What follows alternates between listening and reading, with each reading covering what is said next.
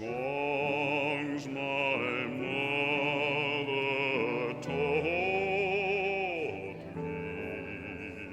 in the days long vanished, seldom from her eyelids were the teardrops vanished.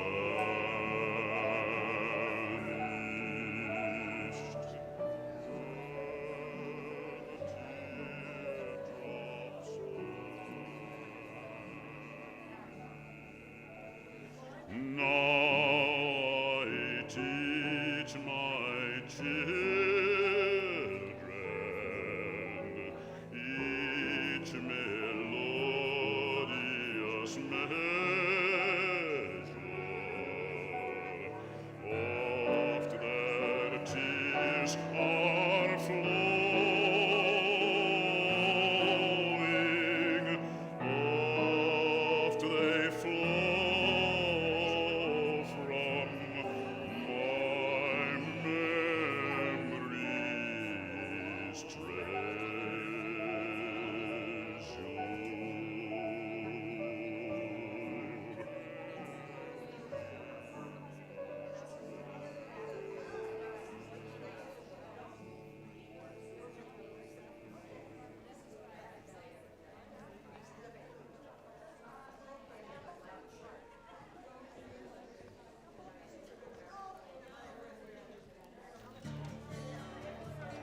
Yo soy un hombre sincero, de donde crecen las palmas. Yo soy un hombre sincero, de donde crecen las palmas. Y antes de morir me quiero echar mis versos del alma. Sigue. Guantanamera, Guajira, Guantanamera, Guantanamera, Guajira, Guantanamera.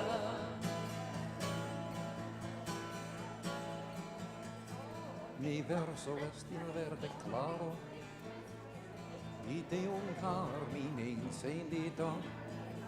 Mi verso es de un verde claro y de un carmín encendido. Mi verso es un ciervo herido que busco en el monte abajo. Guantanamera, Guajira, Guantanamera,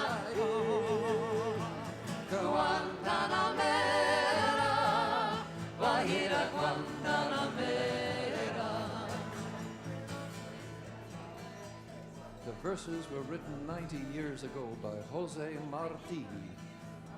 He said, I cultivate a white rose in June and in January for the sincere friend who gives me his hand, and for the cruel one who would tear out this heart with which I live. I do not cultivate thistles nor nettles. I cultivate a white rose. Cultivo la rosa blanca en junio como en enero. Cultivo la rosa blanca en junio como en enero, para el amigo sincero que me da su mano franca. Guantanamera, Guajira, Guantanamera, Guantanamera, Guajira, Guantanamera. Y para lo cruel que me arranca el corazón con que vivo, y para lo cruel que me arranca el corazón con que vivo, pardon ni ortigo cultivo, cultivo la rosa blanca.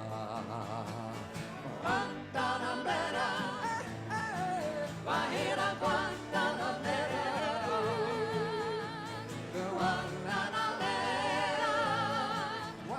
ira Guantanamera.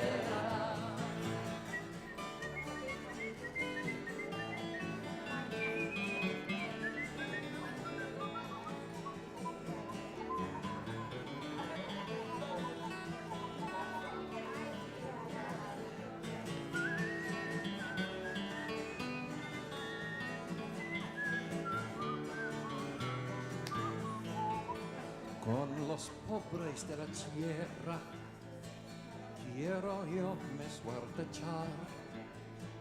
Con los pobres de la tierra quiero yo me suertechar. El arroyo de la sierra me complace más que el mar.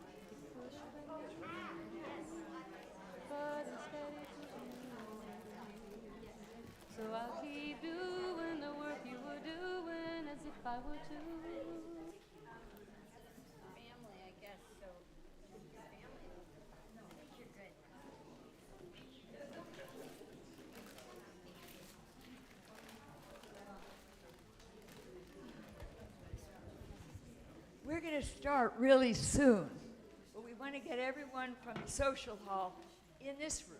And here comes some more people coming in. And you turn the phones off.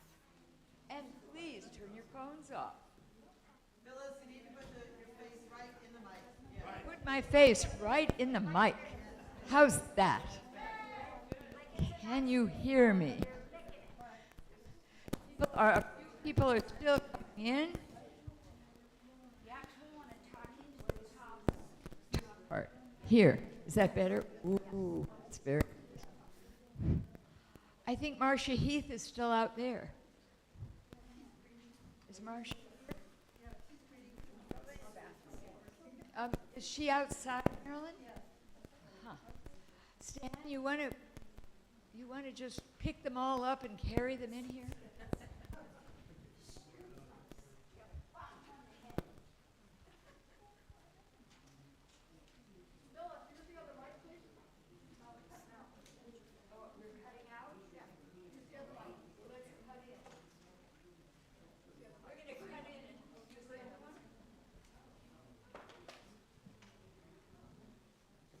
Can you hear me? Okay, we have a few more people. Come on in.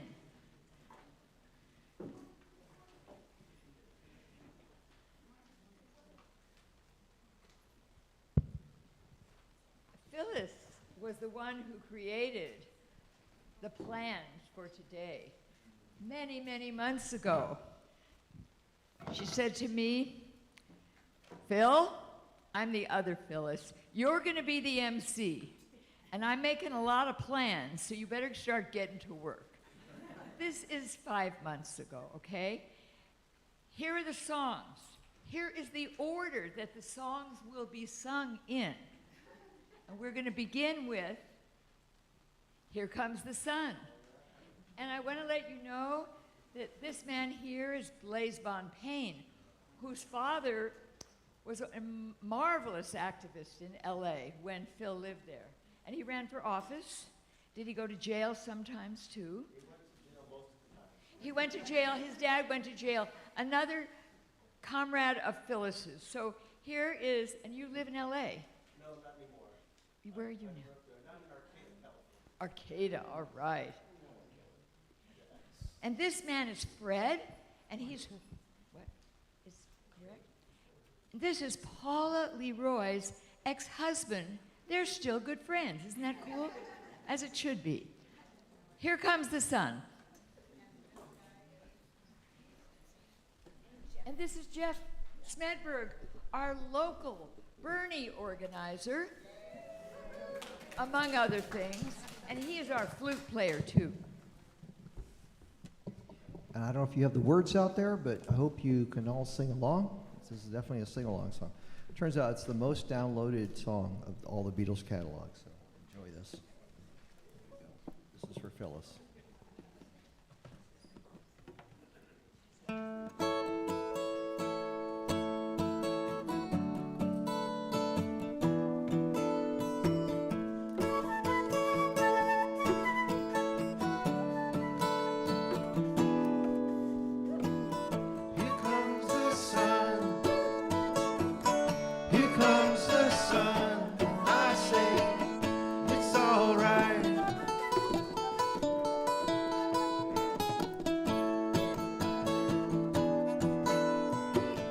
Little darling, it's been a long, cold, lonely winter.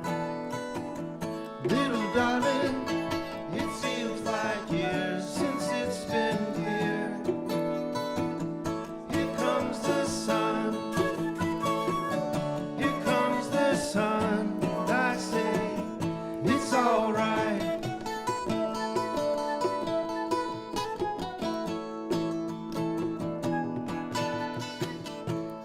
Darling, the smiles returning to their faces. Little darling, it seems like years since it's been here. Here comes the sun. Here comes the sun. And I say, it's alright.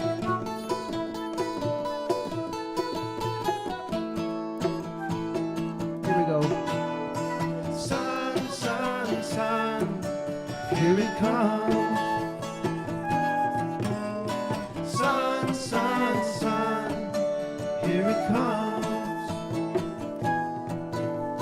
Sun, sun, sun, here it comes. Sun, sun, sun, here it comes.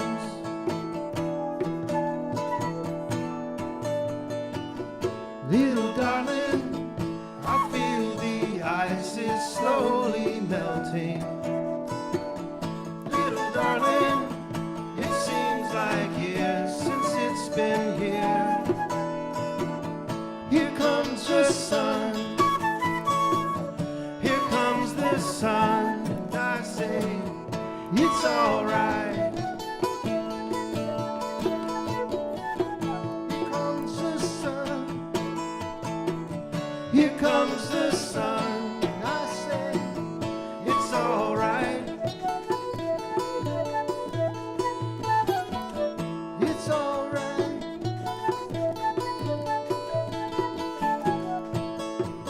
Sun, sun, sun, here it comes. Sun, sun, sun, here it comes. Sun, sun, sun, here it comes. Sun, sun, sun, here it comes.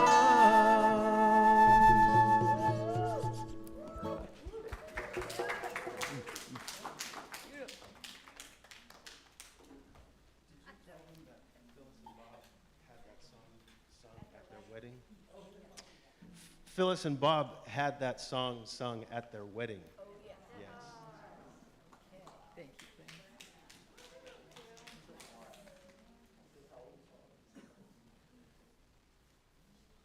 Before we get going with the rest of the program, thank you. I'm learning how to do this. How's that? And I don't even have to yell.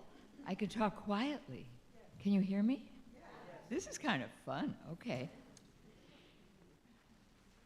Before we hear from Phyllis Menard's beautiful family, I need to thank the Center for Spiritual Living for making it possible as an exception for us to use this lovely space to celebrate our Phyllis Menard. Thank you, Elijah, the director. Thank you, Tina, his office assistant. And extra special gratitude to the terrific tech support from Susan. And I want you right now to give Susan a hand.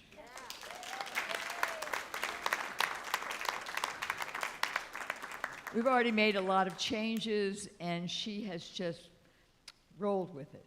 And she's fabulous, so highly wonderful human being who knows about technology.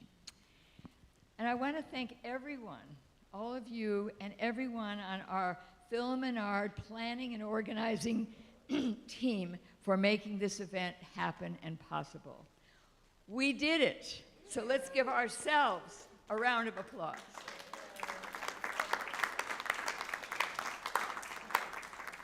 All right.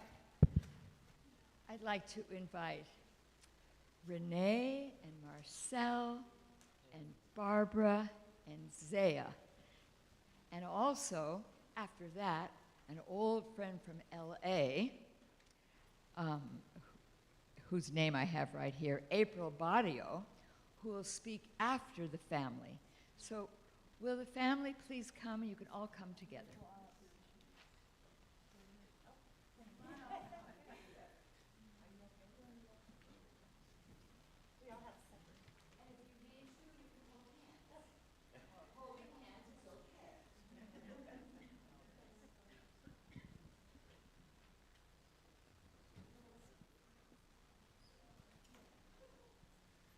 This is lovely, beautiful.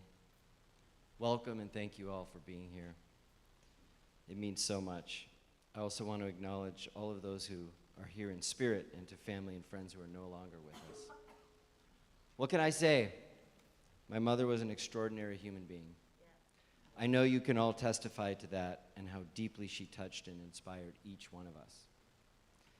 As a mother, a wife, a grandmother, a sister, a friend, a therapist, a warrior, an activist, and on and on and on. She was relentless in showing up for others. And she dared us all to be our truest, most authentic selves. She was feisty and had a rebel spirit, but also a calm and present energy that beamed so brightly. She really lived life to its fullest and accomplished what many would take lifetimes to experience. From humble beginnings in rural Kansas to serving and caring for the neediest of the neediest as a nun in Latin America, to then starting a family and pursuing a career as a therapist, and then becoming a grandmother and starting over a new life in Santa Cruz. It really was amazing to be her son and to be loved so unconditionally by her and guided by her wisdom. She was often also a little bit crazy, and we also loved that about her. So we had some of that, those memories. But I have endless memories of such great times and even the hard times together as a family growing up in Los Angeles. My parents cultivated such a rich community full of life and purpose. Then it was so special to have her here in Santa Cruz after my father passed away. They had retired in Tucson, Arizona, and she came to Santa Cruz, and it was amazing to see her, to get to be a grandmother to Isaiah and to cultivate such a special community of other lifelong activists. She would talk about Satyagraha, which was the philosophy of Gandhi that emphasized the power of truth and the need to search for truth and to win over greed and fear with love. She lived her life that way. You will be dearly missed, Mama, but I will forever cherish you and celebrate all the amazing moments we shared and will continue to share in our hearts and spirits. Thank you.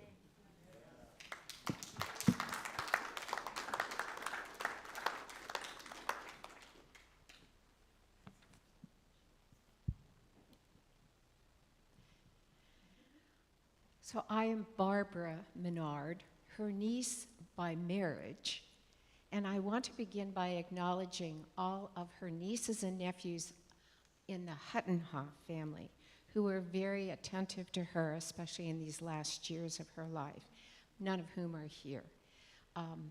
But I did bring a gift that Phyllis gave to me. It's the Toto socks. Just remember, we're not in Kansas anymore. But we do. I think, you can take the girl out of Kansas, but you can't take Kansas out of the girl. The Warsher or the library. You know about the library? I used to tease her all the time. Yep, she had her Kansas twang. Well, Phyllis, being the determined person that she was, not that any of us have ever experienced that, assigned duties to each one of us in terms of this celebration of life. And I was told that I would talk about the Catholic part of her life. Now, she is laughing because this is the most difficult part to talk about. So I'm going to try to condense a few thoughts about her Catholic background. She was raised in a Catholic family that she described as Sunday Catholics. They were Catholics on Sunday only.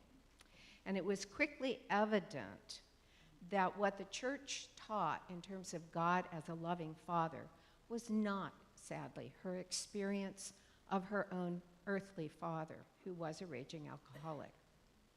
But she did share that one of her happiest memories was Sunday when he didn't drink. And after church, he would give each of the children, there were 5 Huttenhoffs children, he would give them each a penny, and they could buy penny candy. And that was a happy memory that she had of her dad. When she went to Catholic school, the experience didn't get any better, and she said, I couldn't stand the nuns. they were mean. And I will read to you an actual quote from her. I think the significant thing was being Catholic when I sensed early on that I didn't like being a Catholic. We had Latin Mass, we sat in the pew, I couldn't understand a thing, it was rigid. My Catholic education up to the 6th grade was horrendous. And she goes on to say she didn't think that it gave her a very good start. There were 3 things she wanted to do: date, drink, and dance. So much for her Catholic education. But it actually did see her in good stead later because she went on and studied, even though she didn't think herself very, very well educated. After trying junior college and failing, and then trying business school, she went to work for a lawyer, and she was fired because she went out Friday night drinking, and she couldn't read her shorthand. When she came back on Monday, she has no idea what she had written. So that was the end of that. Then she moved to Los Angeles, and she lived with an aunt and a cousin. And there she became acquainted with a group of sisters who were working with the poor and visiting the sick. And so she says of this, I met this wonderful young woman. She wanted to do something bigger than herself. And that really struck me. I said, how can I do something bigger than myself? So I decided that I would find out more about these nuns. Now, I wasn't interested in, remember, I wasn't a Catholic. She had stopped going to church probably after 6th grade. So she wasn't going to church, but she was going to find out about these nuns.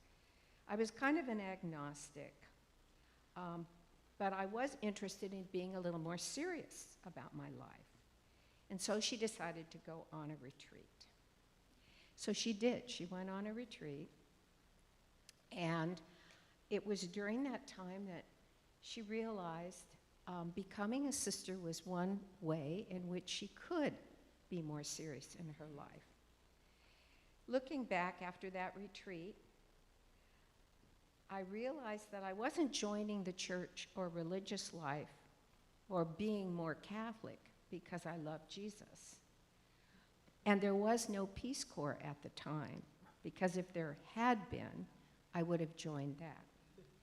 But it did give me an idea of doing something bigger than myself.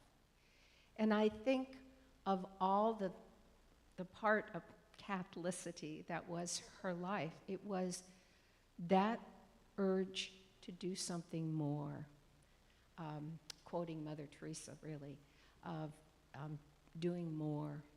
Phyllis was very drawn to working with the poorest of the poor.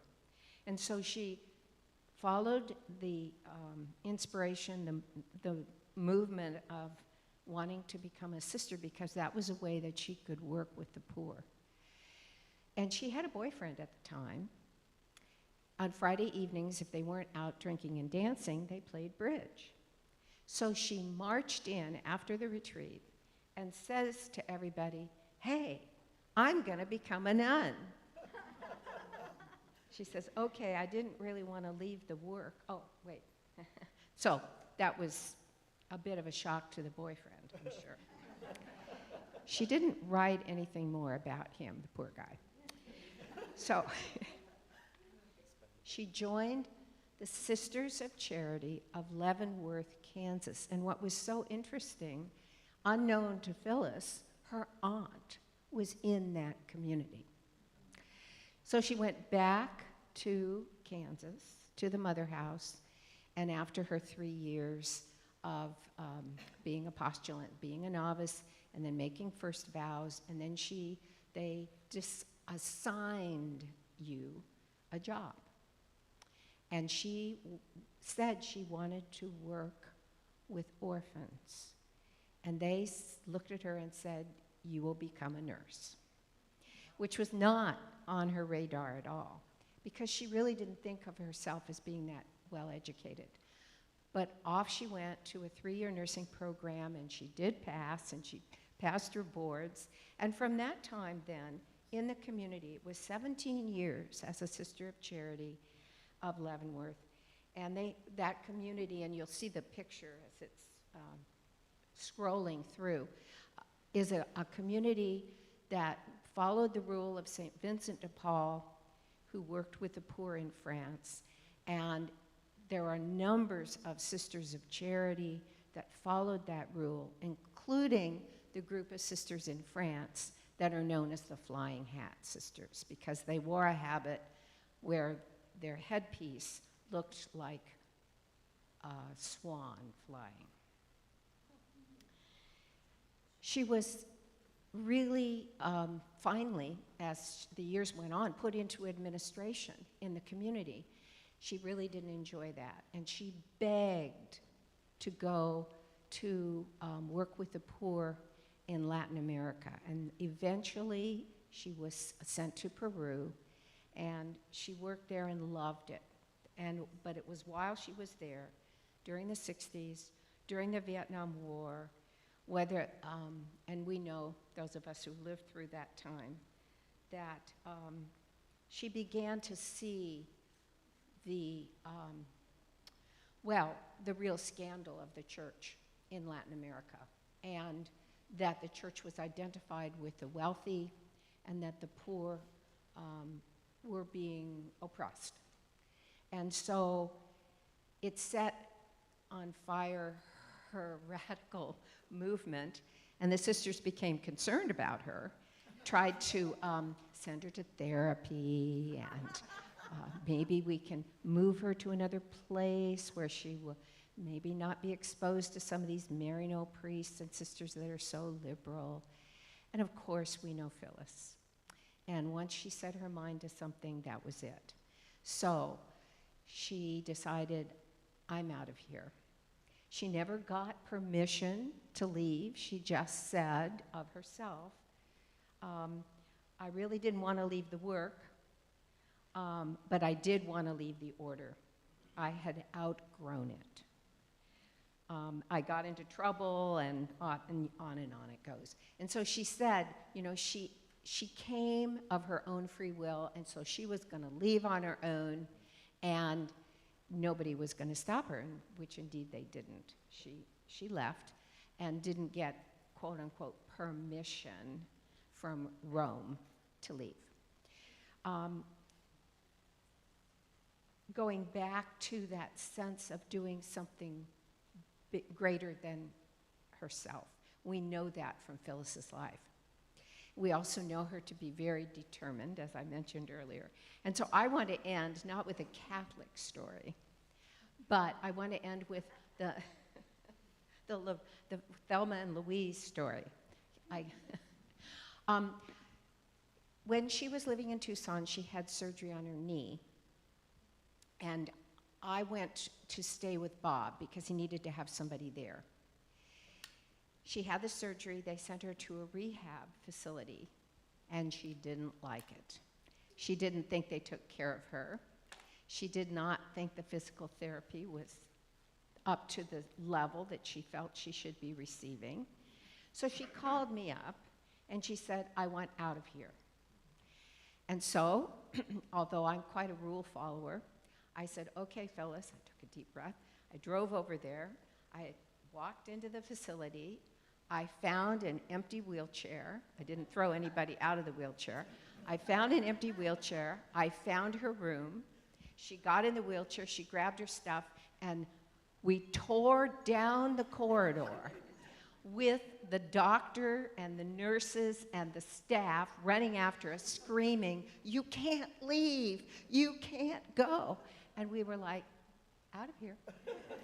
See ya. And so I share that because Phyllis and I were involved in a number of adventures, as some of you have been too, that really didn't have anything to do with Catholicity, but had a lot to do with her determination to do what she believed was right in the moment. And so thank you all for being here and for celebrating a life that was remarkable.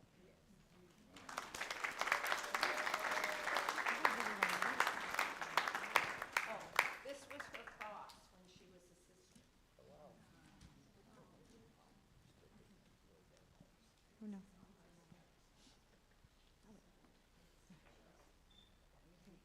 Thank you, Barbara.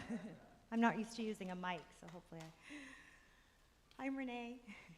I can't even read this. Close to your mouth. Thank you. For the last 25 years, Phyllis has been a second mom to me, and we love her and miss her so much in our daily lives. You know, she was just so involved in our lives, and having her here in Santa Cruz has been an incredible blessing for us with Isaiah and raising our family and having her be a part of that.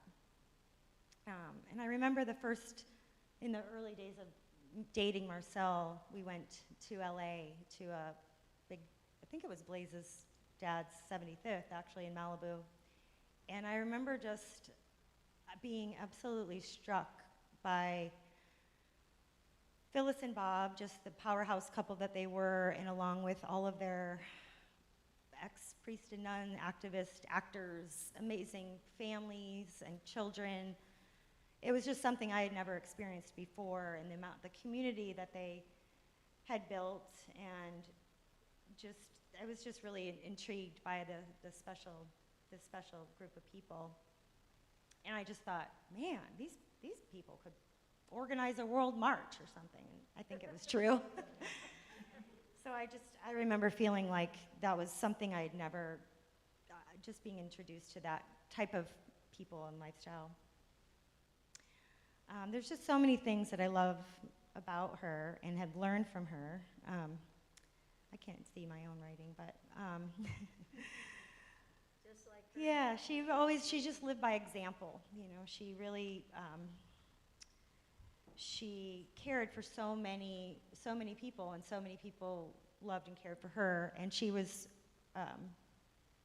her friends and her family were just everything to her, and she would just go to great lengths to help. Let's see, her love and what did I say? Her strength, her both mentally and physically, was unbelievable. Even as she was in pain and suffering, she just always was able to show such strength. Perseverance, she was always determined.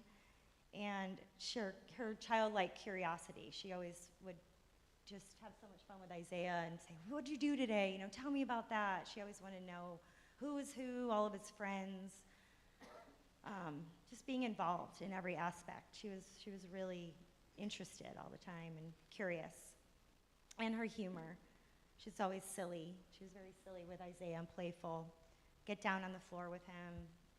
Even as he got older, she'd be wrestling him. Yeah, and she made everybody feel just so special and important, whoever was around. She wanted to know about you and how you were doing. Even in the last days, I feel like when she was so sick and suffering, she still wanted to know like how we were all doing and what we were up to. She'd just go to great lengths to support and give advice, whatever she could, for others. And in her later years, she was always an advocate for others, whether it was people she maybe even never met.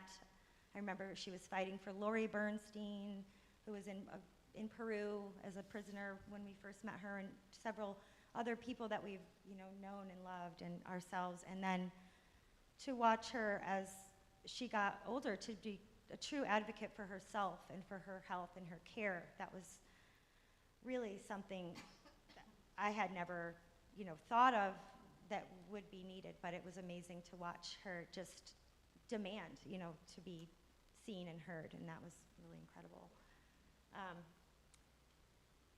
She, as a mother and a wife and a grandmother, a sister, an aunt, she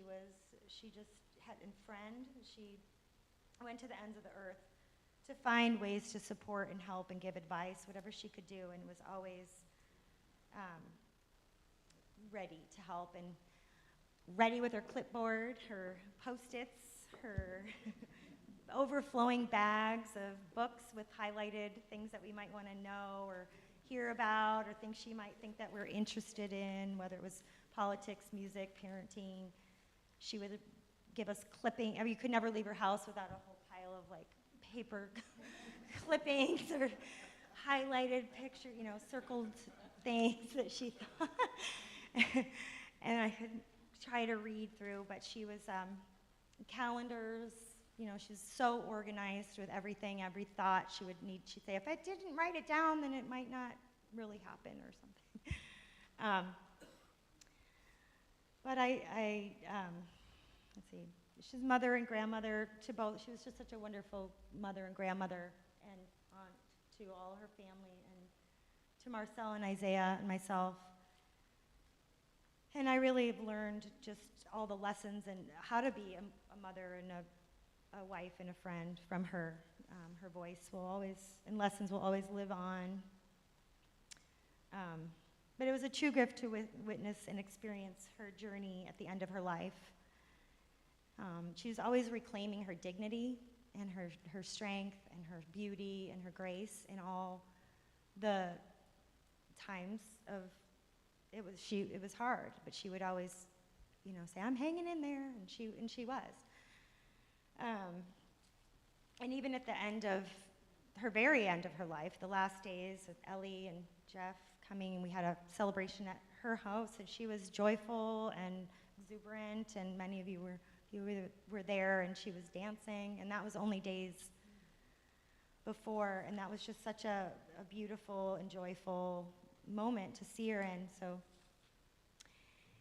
and in the end, she was surrounded just how she wanted it. She always had said how she wanted to be, but she was surrounded by family. And all you amazing, I wanted to acknowledge the friends that came and supported, not only just visited and supported and brought food and care, but really helped her, slept over on hard nights and were there for her. It was amazing to witness that kind of friendship and sisterhood and brotherhood from all of you. And so I'm really grateful for that.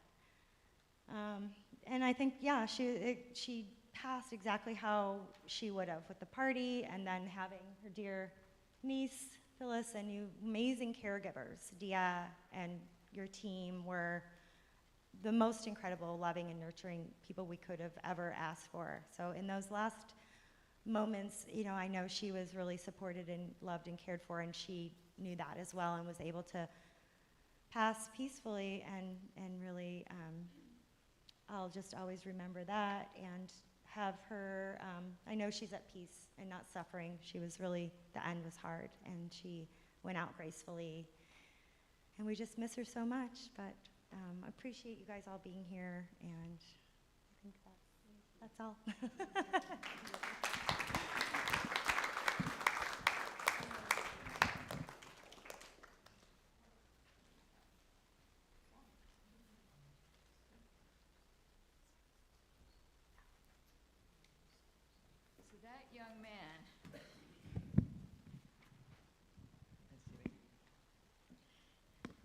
So that young man, Zaya,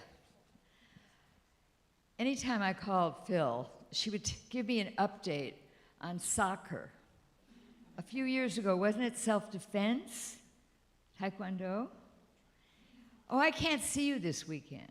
I'm going to all of Zaya's events. And so here in her 80s, she begins grandparenting with a passion. And I think of all the people in this room, I know she loved all of us, but there's a special place for that grandson there. You had a grandma that adored you and respected you. And I remember a couple months ago, I showed her a book, but I said, I think it's too young for Zaya. No, Zaya would like this one. He'll like this. It's a good story for Zaya. I said, okay. But always on her mind, her grandson. Yeah. Okay, we now have Blaise Bonpain. Come on up, Blaise. Yeah, and accompaniment. And accompaniment with Fred. So this is a song that's often at the end of an event like this. Phyllis wanted it at the beginning. And I think you have the words for Amazing Grace on your song sheets. Oh.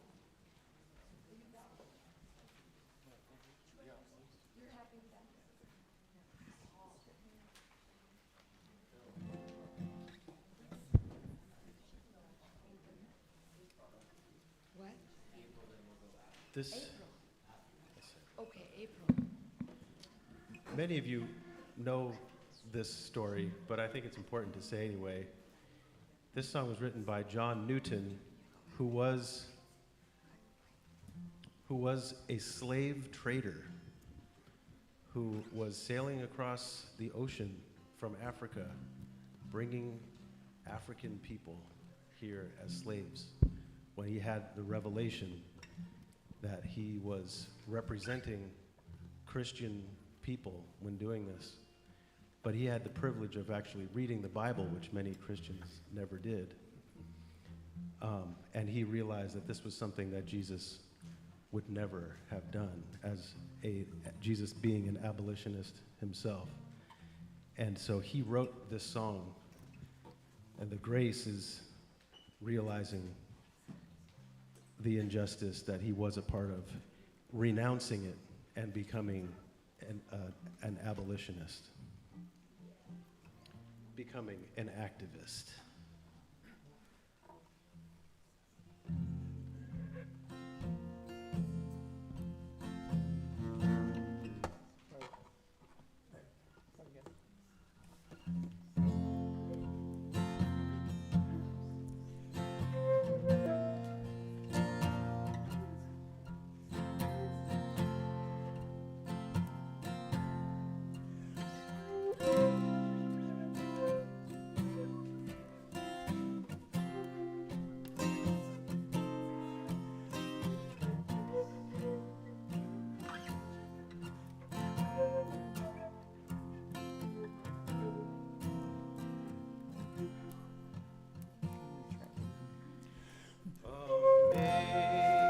Amazing grace, how sweet the sound that saved a wretch like me. I once was lost, but now I'm found. Was blind, but now I see. 'Twas grace that taught my heart to fear, and grace my fears relieved. How precious did that grace appear the hour I first believed. Through many dangers, toils, and snares, I have already come. This grace that brought me safe thus far, and grace will lead me home. When we've been there 10,000 years, bright shining as the sun, we've no less days to sing God's praise than when we first begun. Amazing grace, how sweet the sound that saved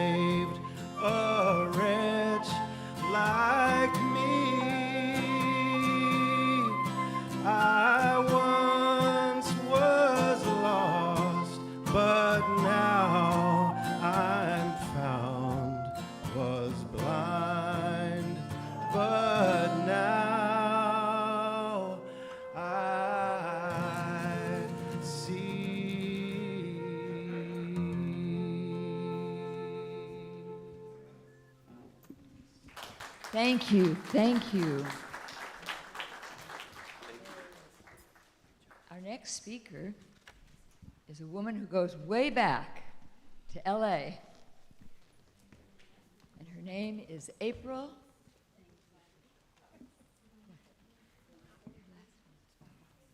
April Barrio. Like Phil, I had my assignment. She told me what I needed to speak about. Oh, and that was our experience in organizing in East LA. Now, it was 1977. I think I was 27, and Phyllis was 48 or 49. Marcel was 6 years old. He was in the De Colores Daycare Center. So I went to El Centro, and here she is. Phyllis shows up 1 week later. She also was hired. Within 3 weeks, she told me, April, I want you to run feminist women's groups here with me. Okay, you know, that's in a traditional Latino community there. We're going to have some problems. Nevertheless, here we are. And in that process, the clients that were in the groups, even the secretaries and everybody, all the women started coming out. They're going to Phyllis's office. She was counseling not only clients running the group, but now we had all these secretaries that were being kind of abused. And one of them that was in the accounting office saw the salaries of all the staff. All of the women were getting less than the men. Further, if you were a secretary and you went to lunch with the managers or slept with them, you had more money. She said, this is not right. I said, well, what are we going to do, Phyllis? She says, we're going to bring a union in. So that's where 535, she investigated, determined we were going to organize and we were going to distribute cards and people were going to sign them. And this was a big thing because there hadn't been any unionizing drives in the whole United States, let alone California at that time. The unions had really faded, and for 10 years, there was no activity. It was also a very big thing because in East LA, there was about 13 agencies that were doing the same thing, but they were very concerned, these directors from every single agency, because if we organize, then that was permission for them to organize. So it was a big thing in the community. So what happened was, after work, we were going to all the people's homes to get them to sign the cards, which you have to do to be acknowledged. Then we went into we were going into negotiations. They were giving us a hard time. And then we found out that these 13 agencies had donated money to our agency to get the top law firm in Los Angeles, Munger, Tolles, and Rickenhauser, very famous. They were on the 8th floor. So we thought, where are they getting this money? Well, all these agencies were wanting to make sure we failed. So here we go, all these Latinos on the 8th floor. You step out of the elevators, and there's these huge, beautiful flowers. It was like something we'd never seen. The bathrooms had real towels, flowers, not plastic. And so, of course, a lot of our staff were taking things. So a lot of clients. So the first session, they wiped out all the glasses. They were gone. Then the second session, we had this, it was like a 10-foot long executive table. We were on one side, they were on another side. And then all of a sudden, Phyllis gets up on top of the table, like Martha Ray, the union was like this. We were all looking, and I thought, oh my God, this is not gonna go well. So here she is, walking back and forth across the table. Everybody was in awe. So nevertheless, Munger, Tolles, and Rickenhauser did not want us anymore in their building. So, and we would not agree to sign anything because they weren't going to cooperate. So they sent us to the federal mediators. Now, if anybody's ever been in federal mediation, you walk into this building in Wilshire, and everybody is 6'2" or higher, because they want you go in there, and they're going to overpower you. And, you know, I mean, looking at these giant people, the secretary, everybody. So Phyllis says, they're just trying to scare us. So they were going back and forth. They couldn't get a resolution, and they send this really short guy in. He's short, meaning he's only like 5'9", and so that he could play us, and, you know, we would be more easy. So Phyllis says, he's just pulling our leg, and so then we refused to leave the building. So we slept on the floor of the federal mediation. The union leaders didn't sleep there, but the rest of us. So this is how it transpired. I mean, it was really tough. So we were having the strike line going on. Marcel came. His whole daycare center was on the strike line. I had my sisters were on the strike line. I didn't bring pictures, but they have them holding these banners where we're striking. And then the word went out, well, this isn't a real strike from the real community, from Chicanos in the community. This is a communist infiltration, because Phyllis was white and the rest of us were not. And so we had to come up with how were we going to be able to convince the community to support our cause. So the union rep said, you know what, we're going to get the farm workers here. That was the thing. We had 1 hour. The farm workers were going to come. We called La Opinion, so that La Opinion was there when the farm workers came. They opened their trunk, and let me tell you, these flags that they have are like sacred. No one's allowed to touch them. You have to go back and forth. We were marching back and forth, and then we were given the official sanction that this was a movement of labor, of the workers in East LA that were being oppressed, taken advantage of. The strike was pretty brutal. We shut down that clinic for like 3 weeks, and Blaze's father and mother, they had a special device, okay, that it would call the clinic every few seconds and then hang up. So this way, and this was illegal. You're not supposed to do this. So this way, anybody that called the clinic, they couldn't get in. They couldn't get any business. They couldn't circumvent us because we were actually sabotaging their line. And it was illegal to do, so we had to move this machine to different people's houses, so that they reported us to, I think it was a phone company, but they couldn't catch us because we had to move this machine, I think, every 2 days to someone else's house so they wouldn't catch us.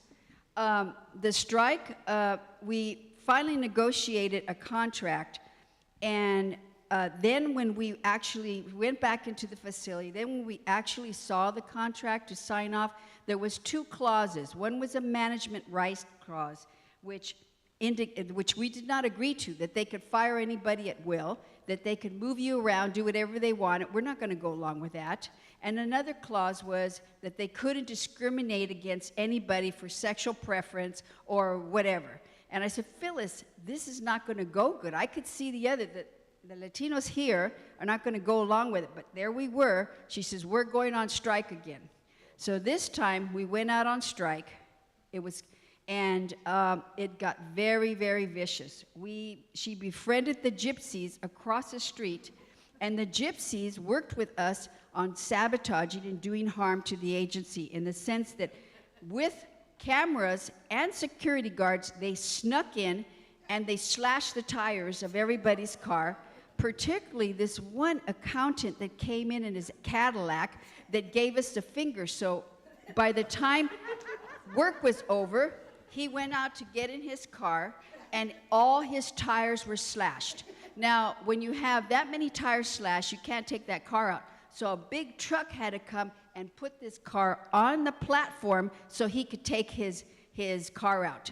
So it became kind of bad. The National Labor Relations, they ruled against us. They said that this was a wildcat strike, and because of that, they could fire every single one of us. During this time, Phyllis had been fired because they accused her for chasing down scabs, which was true. I had been fired for supposedly preventing clients for getting into the facility. So we both had been fired, but we were really concerned because I think there was like 120 staff and they had families. And so Phyllis and I said, you know what? It doesn't matter if we're there, they have to go back in. And so that was the experience, and it was a big thing at that time. We had people from other centers that did come. They were trying to get our help. So she wanted me to make sure to let you know about that. And of course, through all my time, my life, so I knew Phyllis for 45 years. So throughout the years, after we were fired, she says, April, we have to get our master's. Okay. She says, I found this school at Long Beach, and they'll pay us money. They'll give us money to go. We won't have to pay. I said, okay. We went up there. We had to take this test. We passed. Phyllis was complaining. So here I am in this program. And then 4 weeks later, she says, April, I'm out of here. She says, I cannot stand this medicine. I can't stand any of this stuff. I said, well, what are you going to do? She says, I'm going to go to the California School of Marriage and Family Counseling.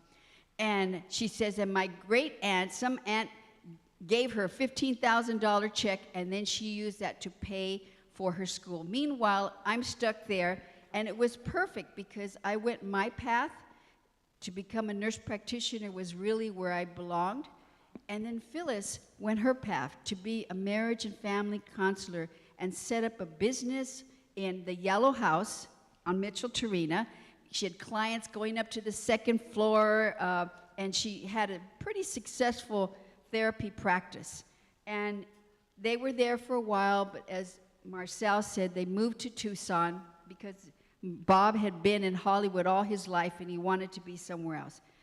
But then when Bob was passed away, it was very hard for her, and she was really depressed. She was involved in some stuff up there, but it wasn't like coming to Santa Cruz.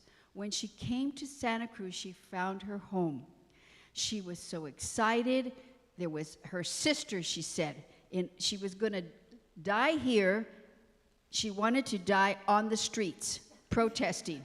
So as many of you know, that's kind of what happened. She was one of the best things in her life was when Isaiah was born. She was thrilled to no end. That was the most joy. She talked about Isaiah. She said the only regret she would have is if she didn't get to see him go through high school. So then I was here back and forth discovering that she was ill. And if you know Phyllis and our relationship, we were constantly battling about this or that. And every time I had a disagreement with her, I would get the Nation magazine for a year. And I'd have to be reading this damn Nation magazine. I said, oh, there she goes again. Now I have to put up with it for one whole year. So the 4 months before she died, the first 2 months I came, it was a battle. One day she told me, April, I want you to leave my apartment. I'm not speaking to you again. And I said, Phyllis, I refuse to leave. You cannot make me leave. Well, I'm not going to talk to you. So I said, well, that's okay. Fine, don't talk to me. Well, I was trying to make everything work. But the last 2 months were really wonderful. And I want to thank Barbara again that she got this 4 wonderful caregivers. And when I came up the last 2 months, 2 times, I had never seen Phyllis where she's not fighting with me about medication. She actually allowed them. They were very good and were able to talk her into letting them manage the medication, letting them cook. She gained weight. And so it was really peaceful, and I actually could enjoy time without fighting with her. And it was such a gift. And I just, she's daring. She was there for everybody. You just felt good when she was there with you. And the only regret was she says, I don't think I'm going to get to see Isaiah go to high school. And I said, you know, I understand. So Isaiah, I wanted you to know that you were the best thing in her life in the end. Okay? Thank you.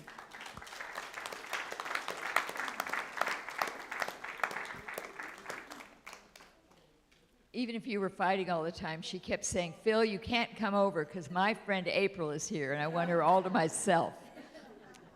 So where are we now? Let's see where we are. We're about to have some wisdom from a group of Phyllis's friends, and they're going to come up. I'll just call them all. Well, there's not chairs for everyone, so don't do that. Okay, how about we... Bring a chair. We're going to bring a chair. Oh, you're going to bring a chair? Oh, Stan's bringing one. So you're going to hear Louise Caraco read Aging with Grace. These are our wisdom, pieces of wisdom that Phyllis found. And among the other things she told us, she said, I'm putting out things that I want read at my life celebration. So these were chosen by Phil Menard. And you need the mic. It's called Aging with Grace. Never before have there been so many, including myself. Okay. On this fascinating trip to the outer reaches of youth. As luck will have it, we're in the same gigantic boat. Some rowing, some moaning, some trying to drop anchor, while others have fallen fast asleep to the gentle rocking of our oneness and the deep comfort of knowing we're in it together.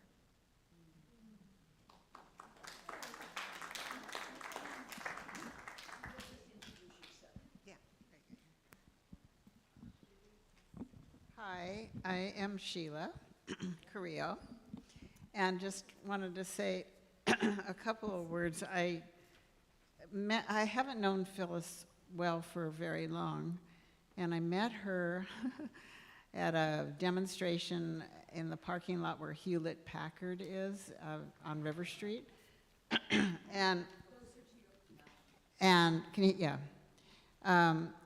It was a demonstration, not Hewlett Packard, it was Office Max, and it was about don't sell Hewlett Packard products because they're creating,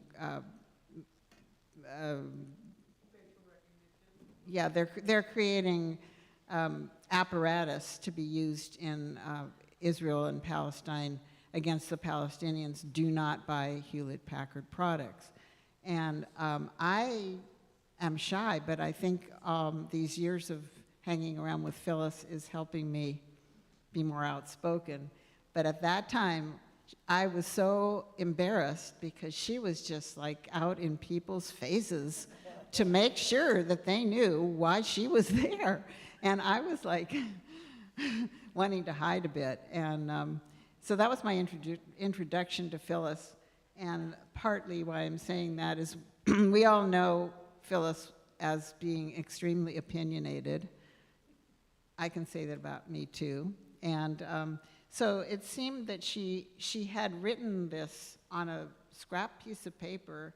I think it was in a bag of things that she wanted you to know. And so, so that's what this is. This is a statement. She wanted you to know this, and I think this was out of her, you know, acute disappointment in the direction of the world that we are living in. It's called Universal Reality. I don't know how to address and word this private and public universal reality.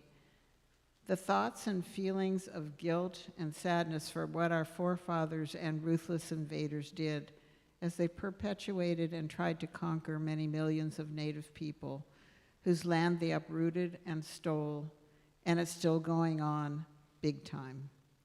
Racism, sexism, discrimination, poverty, exploitation in the workplace, and capitalism, our government, and universal exploitation. So she just wanted you to know that that was eating away at her as well as all the positive work that she was doing.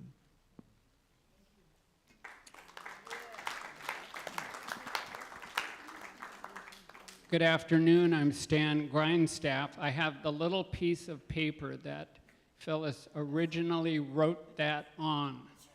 This was her parchment. She wrote as tiny as she could so as not to waste paper.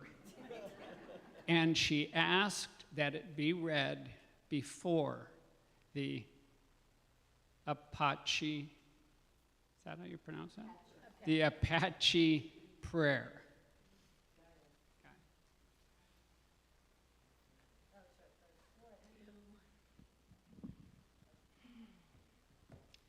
Mother Phil, that's what I called her.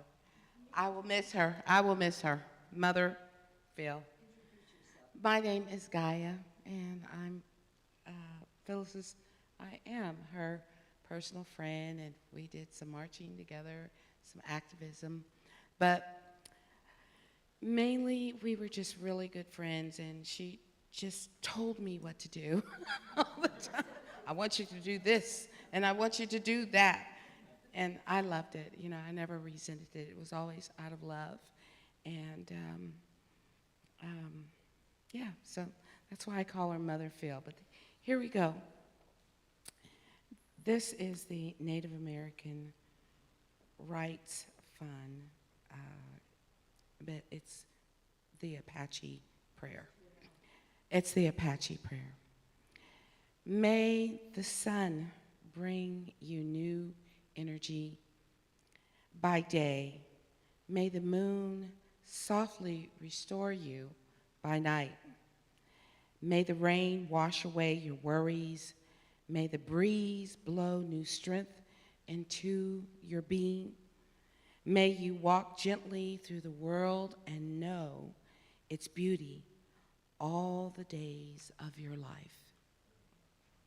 And that's the Apache prayer. But won't we do it after? Okay, so I have something I want to add, and I know Mother Phil would want you to know this. Because, oh gee, I hope I didn't lose it. Hold on, I've got it somewhere else. Yeah, there it is. Thank goodness I put it 2 places. At any rate, I think she would want you to know that death is nothing at all. It does not count. I have only slipped away into the next room. Nothing has happened.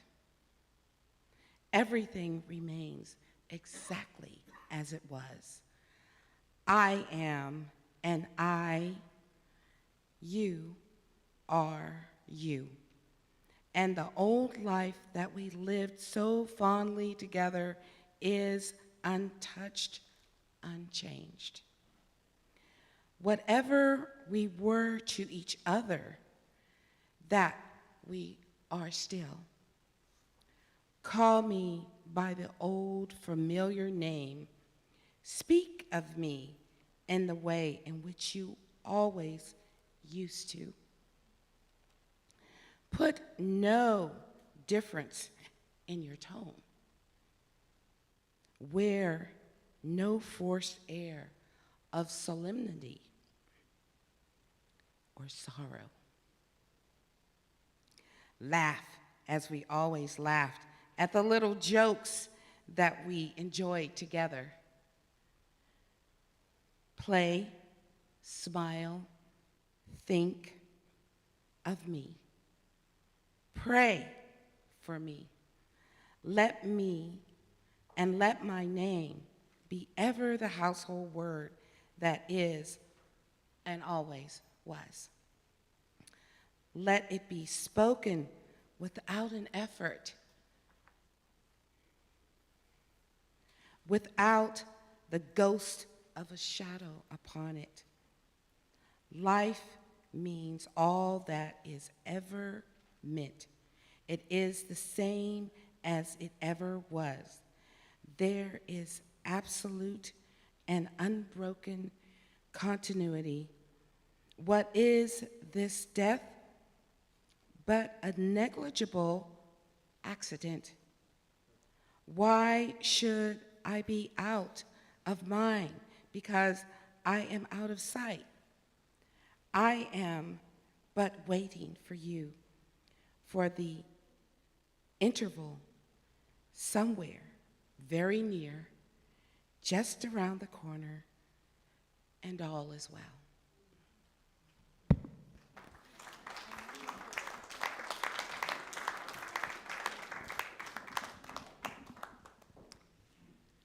Hi, I'm Marcia Heath. I've always admired people who had generosity of spirit, and she surely had more than anybody I know. Phyllis chose this reading from the Bible, excerpted from Corinthians 13. It totally exemplifies Phyllis's essence, in my opinion. It's called love. And now I will show you the most excellent way. If I speak in tongues of men and of angels, but have not love, I am only a resounding gong or a clanging cymbal. If I have the gift of prophecy and can fathom all mysteries and all knowledge, and if I have faith that can move mountains, but have not love, I am nothing. If I give all I possess to the poor and surrender my body to the flames, but have not love, I gain nothing. Love is patient. Love is kind. It does not envy. It does not boast. It is not proud. It is not rude. It is not self-serving or self-seeking. It is not easily angered. It keeps no record of wrongs. Love does not delight in evil, but rejoices with the truth. It always protects, always trusts, always hopes, always perseveres. And now these three remain: faith, hope, and love. But the greatest of these is love.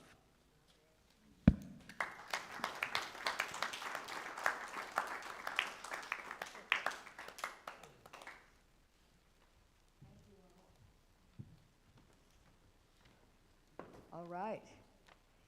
Now we get to see Phyllis. All of that crew, CNN, PBS, MSNBC, if I could talk to them and say, and shake them and say, listen, you guys, talk about what we can do to change the horrible, bombastic, I can't think of a better word, the fuckers that are really, really getting us in hot soup and we're going to drown. The media has to follow a fight. We have to list all the things that we are doing to counter Trump. Yeah. God bless America. I'm just pissed. Aren't you? Yeah. We're pissed. Yeah. Because the media's bought off. ProPublica. Yeah. Intercept. They're the ones that are telling the truth. Please, dear angels that are not in heaven, because there ain't any heaven, come to our fore. Come and help us be positive and work this stuff through. We need progressive aggression that's nonviolent. We can fight this. We can fight this. Media, you've got to change. Amen. Amen.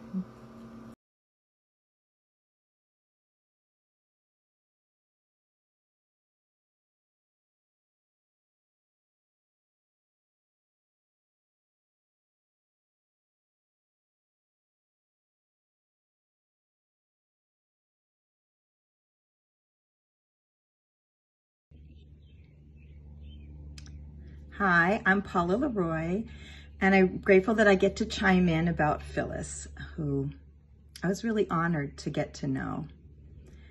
I came across this quote that seems applicable.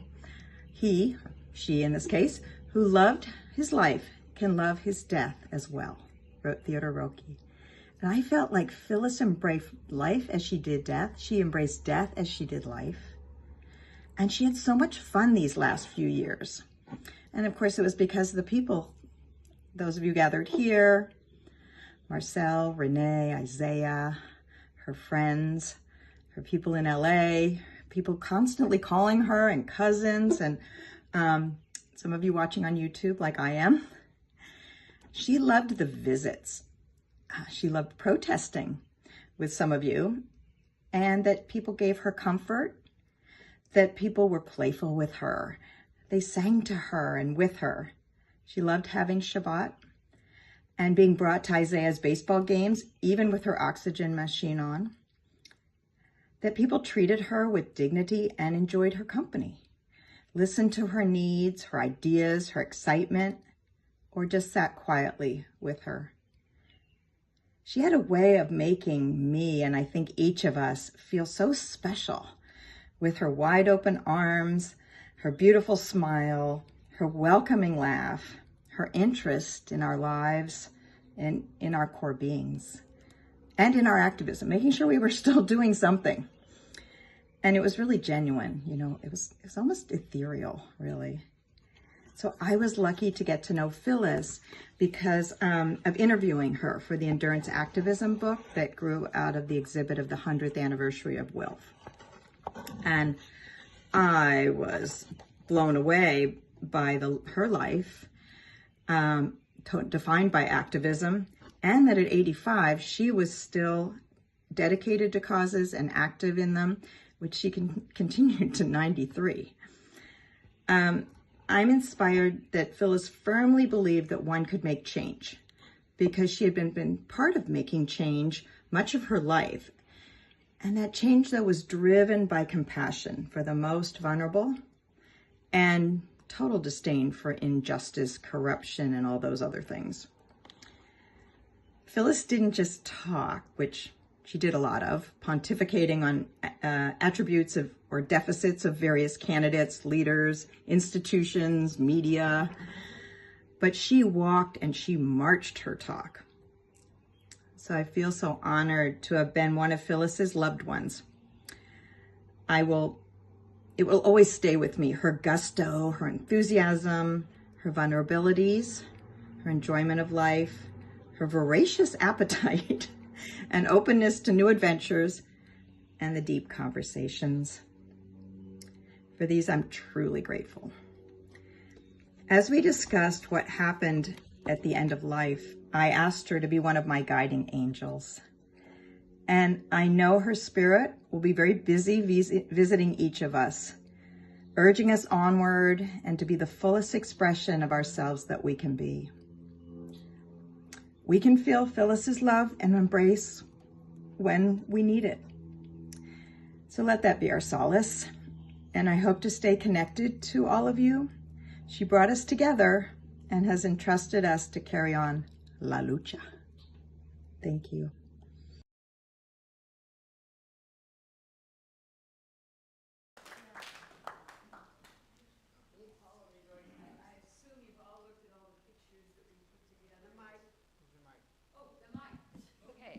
Let's see, where are we? Paula helped. We went through a lot of pictures, but Paula did this beautiful job and found this printer in Scotts Valley. And now you have this beautiful program with all these wonderful photographs showing Phyllis's life and the people that loved her. So let's see where we are now. We are now going to have Jeff Smedberg is going to say something. It's time for you all to interact with each other about Phyllis. Thank you, Joyful. I'm Jeffrey Smedberg, and we've heard some people tell their stories, and everybody's got a story about Phyllis. And so now we're going to get a chance to tell our stories. And I was noticing up here on the wall, heal. When we get a chance to tell our stories, it can be a very healing experience. And for the healing, for telling for speaking and telling a story, for it to be truly healing, it requires that somebody listen well. And so what we're going to do is we're going to divide up, we're going to pair up with somebody that we don't know, and take 3 minutes each way telling our story to the other person. And when you're telling the story, you know, it's your turn. You get to think of the brightest moment when you met Phyllis, some important event, some turning point in your life that happened with Phyllis. And when you're listening, your job is just to listen completely, pay full attention to the other person, and without judgment. And if you have some thoughts that are flitting around in your mind, put them aside for the moment. You'll get your turn later, but just don't allow those distractions. Just pay full attention to the other person. And we're going to go 3 minutes each way. So now I'd like you to find a partner, somebody that you don't know. You may have to move around a little bit because you're probably sitting next to your best friend.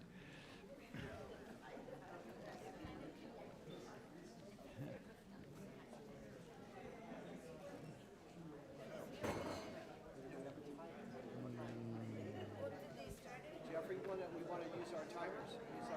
Use our phone time? What's that? Yeah, I'm gonna tell him. Yeah. Okay, is anyone anyone not have a partner yet? Raise your hand.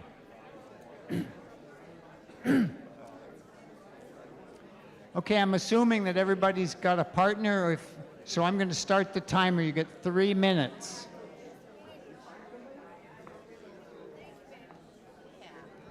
Let me grab a chair. Fred,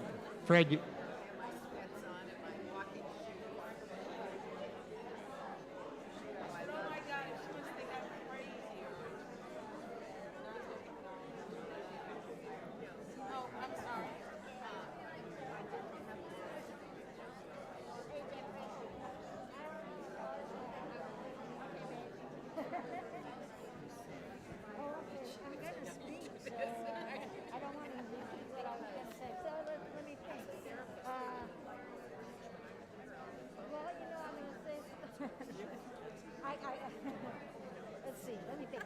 So, I'll say this, because actually I put it differently in my talk. I said in my talk that she told me that she loves revolutionaries and not milquetoast liberals. But what she actually said was that one day I was just, she and I were talking about our political history. And all of a sudden she looked at me and she said, "So you're a revolutionary, not a milquetoast liberal."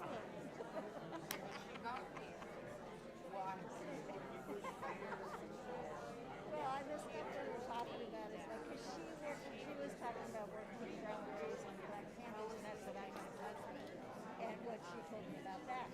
And so I was very involved with the Black Panthers and supporting Black Panthers and the Chicano movement, so we shared.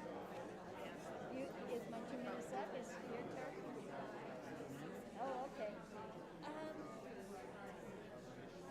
And she was one of the first people I told, and I haven't told you this, but now I'm done, is that this woman I was loving for decades ago, broke up like 40 years ago, came back into my life we were together again. So it's amazing. And Phyllis was so excited.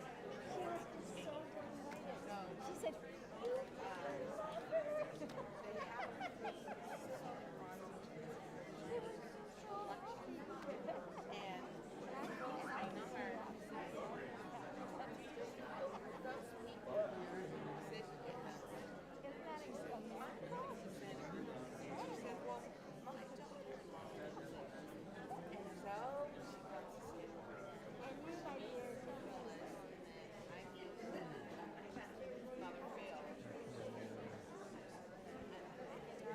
Okay, that's your 3 minutes. So finish up your thought, and then switch sides. Whoever was talking can now fully listen to the other person, and vice versa.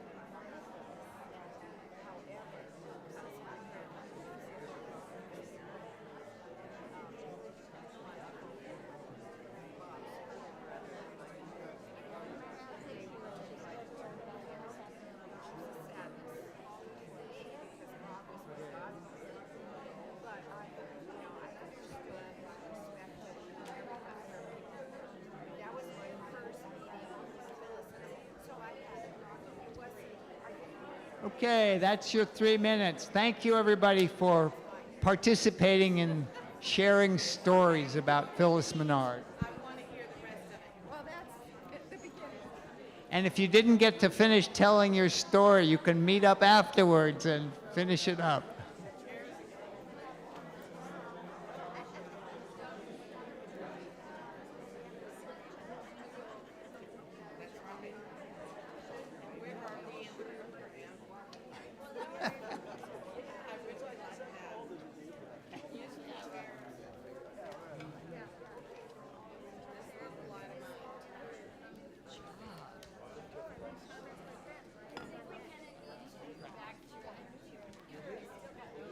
Hello.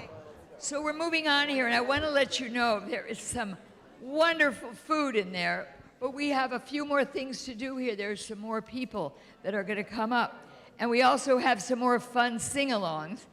Phil wanted us to have fun today. That was also on one of her post-its. When you celebrate my transition, my passing, my not being here physically anymore, I want you to have fun. So we're moving in that direction right now. More fun. So let's just see. Willow, you're ready. Let's go. Here's another marvelous activist in our community, Willow Katz.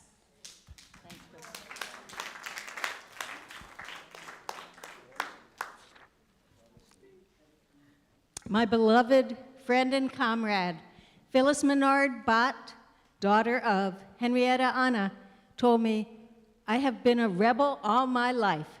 Other people said that before, too. As she said passionately, Phyllis treasured revolutionaries, not milquetoast liberals. For years, when she was able, Phyllis attended End Solitary Santa Cruz County monthly rallies.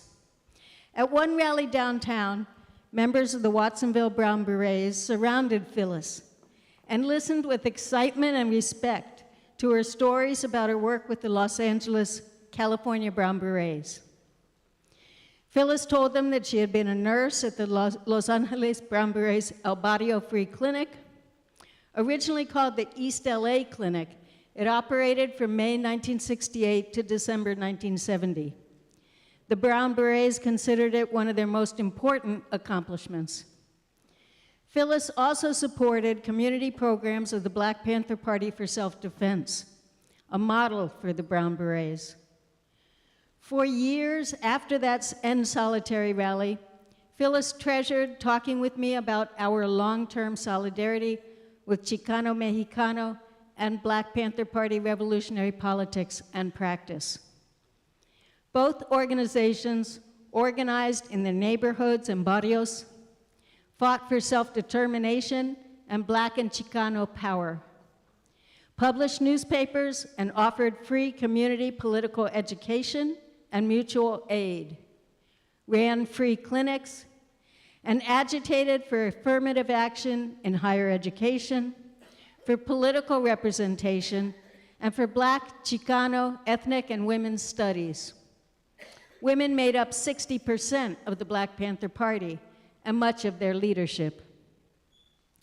The Brown Berets and the Black Panther Party defended their communities against police brutality, denounced US capitalism and imperialism, organized to stop the US war in Vietnam, and built international solidarity with the liberation movements of Africa, Latin America, and Asia.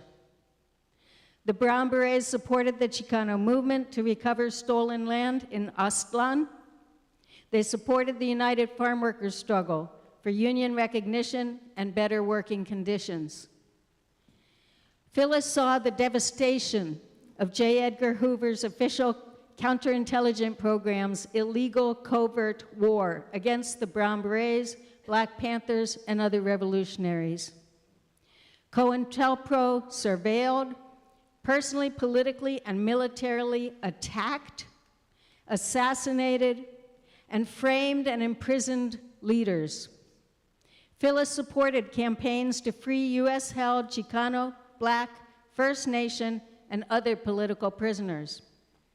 We continue today the fight to free Mumia Abu Jamal, Rochelle McGee, Sadiqi Kamal, Imam Jamil Al-Amin, formerly known as H. Rap Brown, Leonard Peltier, and many others.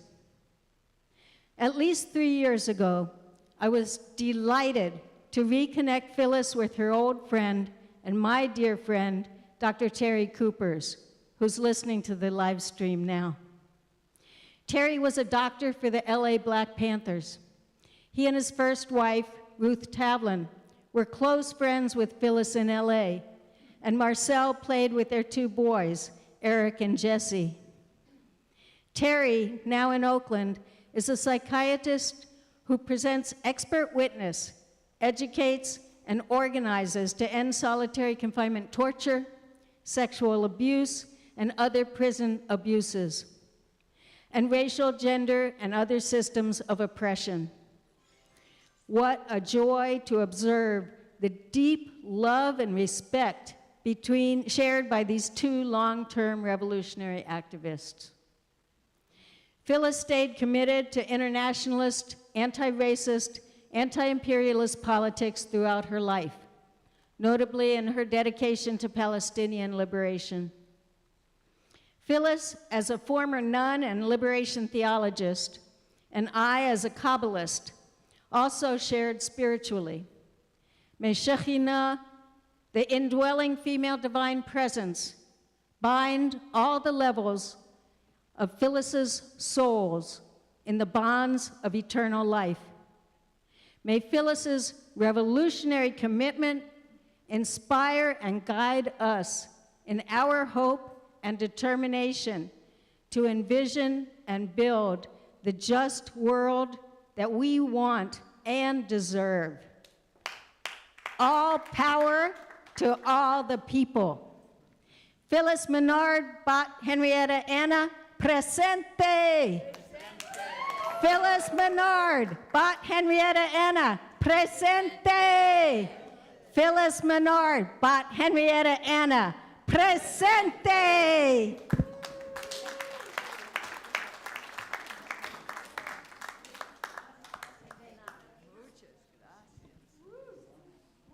We got revolutionaries in here. It's kind of exciting. May I invite Laverne Coleman, Louise Caraco, Marcia Marquis, and Dia Sharif to come to the stage. Laverne.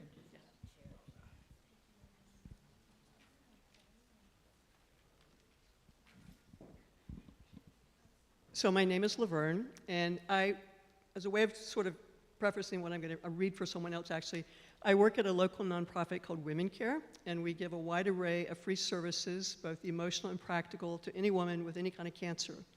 And in February of 2019, I actually answered the phone when Phyllis called, and she basically invited a group of strangers to be a part of her care team, and it was an honor, and we became friends. Not only was the professional relationship, but I personally am honored to say that we became friends, that so many of you have been here to say today. But in 2019, we mostly gave her rides to her medical care at Stanford, and then along comes COVID, and we didn't really have much contact with her for most of 2020. And also the volunteers quit going into the homes of clients throughout most of COVID. And but I think it was January of 2019, she called again for transportation, and one of the volunteers, his name is Alan, and he's in England right now, so I'm reading a piece. But over the years, he and Phyllis became really good friends, and theoretically, he went every week to her house to take out the garbage and the recycling, but they became really close friends, as he'll address here. And as I said, the agency had a policy that we weren't going into homes of clients anymore, but Alan said, well, I'm just going to go over and take out her garbage. And another volunteer said, well, I'm just going to go over and do her laundry. But they were determined to stay in Phyllis's life for all the good reasons that we all have been sharing today. So Alan says, Darling Phyllis was a dozen years my senior, seeming far older and wiser, and mysteriously much younger than I. And this despite the illness which led to my first blessed encounter with her on the road to a Stanford oncologist. She shared so many stories. Even 90 years seemed too short a span to have lived them all. I'm 6,000 miles away now, thinking of you all and wishing I could be there to hear the stories that I might have missed. Of course, she told me about kicking old habits and marrying her beloved boyfriend Bob and their years of service in the slums of South America. Of course, she told me about her life in LA, dropping the names of people and streets I knew well from my youth in the same neighborhoods. Her West Side apartment was a short walk from mine, so I visited her often, ostensibly to take out the trash, but mostly for what we called our trash talks. It was about our old lives and our young grandsons, Isaiah and Owen. As a compassionate family therapist, she taught me patience and persistence in my access to the latter. I marveled at the way she combined the best of her former faith with Zen wisdom to help her deal with both her frailty and with the tragic absurdity of the world we share. I marveled most at the way she talked about dying as an unprecedented and most interesting adventure. My guru girl would scoff at questions of the afterlife, except as a cherished presence in our minds and memories, and as infinite existence shared with the rest of the universe. Once when I asked her about God, she reached for a tiny redwood cone at her bedside. This is it, she said, a cone as a Zen koan, wrinkled like a brain, seminal and durable as a miniature monument. This was God. And just on a final note, I was rereading a birthday card that she wrote for me, I think last year, And she was naming the contradictions, the injustices, the inequities, all the things that have been mentioned, her passions. And she ended it like she said, despite this period in our lives, we know how to change it all. It's what we do in our daily lives.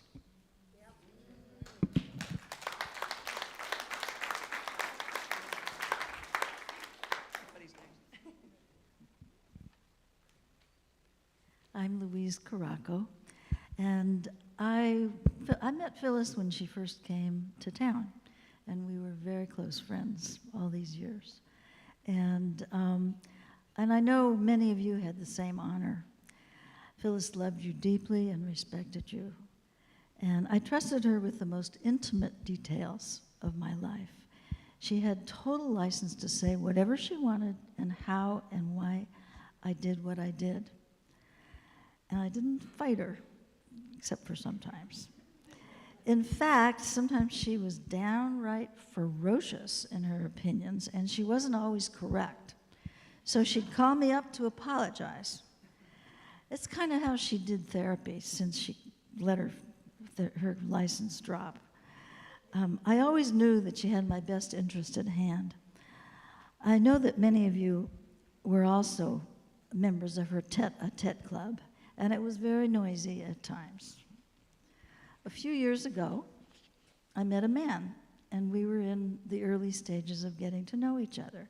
Phyllis knew that it could have gone in either direction, and since she was running out of time, she got right in there with her magic.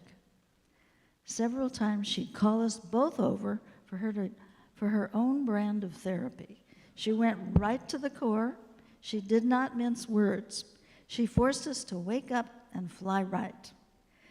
We always knew that her love was more genuine than any of her words. It worked. Alan and I were married last year. The second to last time that we were together, she bent down, put her head in her hands, and spoke to me very clearly. She gave me a spontaneous soul reading. She spoke to me of my challenges, my life's purpose, and how I expressed it decade by decade. She was crystal clear and so right on. When she finished, I asked her if she had ever done this before. She said, no. I said, you have to do this for your caregivers and for everyone you love. The next time I saw her, I asked her if she had done any more readings. She said, no, it never came up. We all know that every couple of decades, Phyllis changed careers. I have a hunch that her new one is soul readings. If you close your eyes and listen, I bet she'll offer you one too.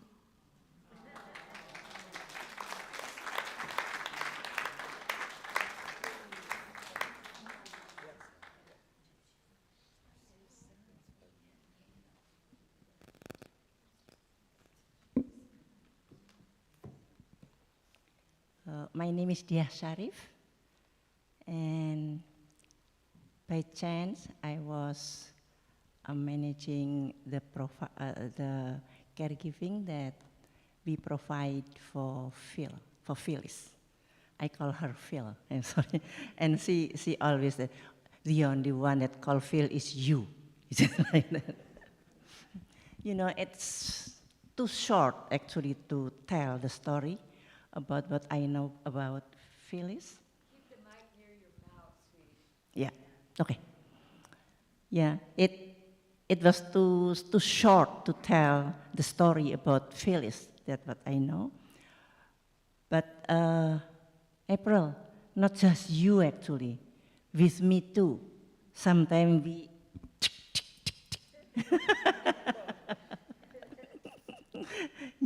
we yell each other, we fight.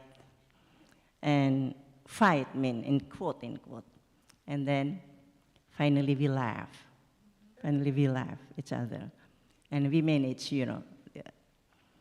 And sometimes I said like this to her, Phil, you can bark at me, but you will not bark to Eva. I said that, or to, we have we had Naima in the back, and then we have Eva. Where is Eva? Eva left already. And we have Amy when we took care of Phyllis. And I remember one day she hired me. I didn't know who is she. I just listen and listen and listen. I talk a little bit. And finally, the second day, I know a little bit about her. And then the third day, I start to approach her. I said like this, Phil, your home is little, but you have very wide thorax. I said, chest, you have very wide thorax. And I feel that I'm home. I said, really? You feel home? Yes, I said that. And then the next day, I talked to her again. Phyllis, since I feel home in your home now, can I do something? I said that. Do what? Like, you know Phyllis, right? Phyllis is an artist. Phyllis is an activist. Phyllis is everything. So everything is, of course, like everywhere. And I start to tell her, can I move that birthday banner some in here? So then we'll be, you know, look good.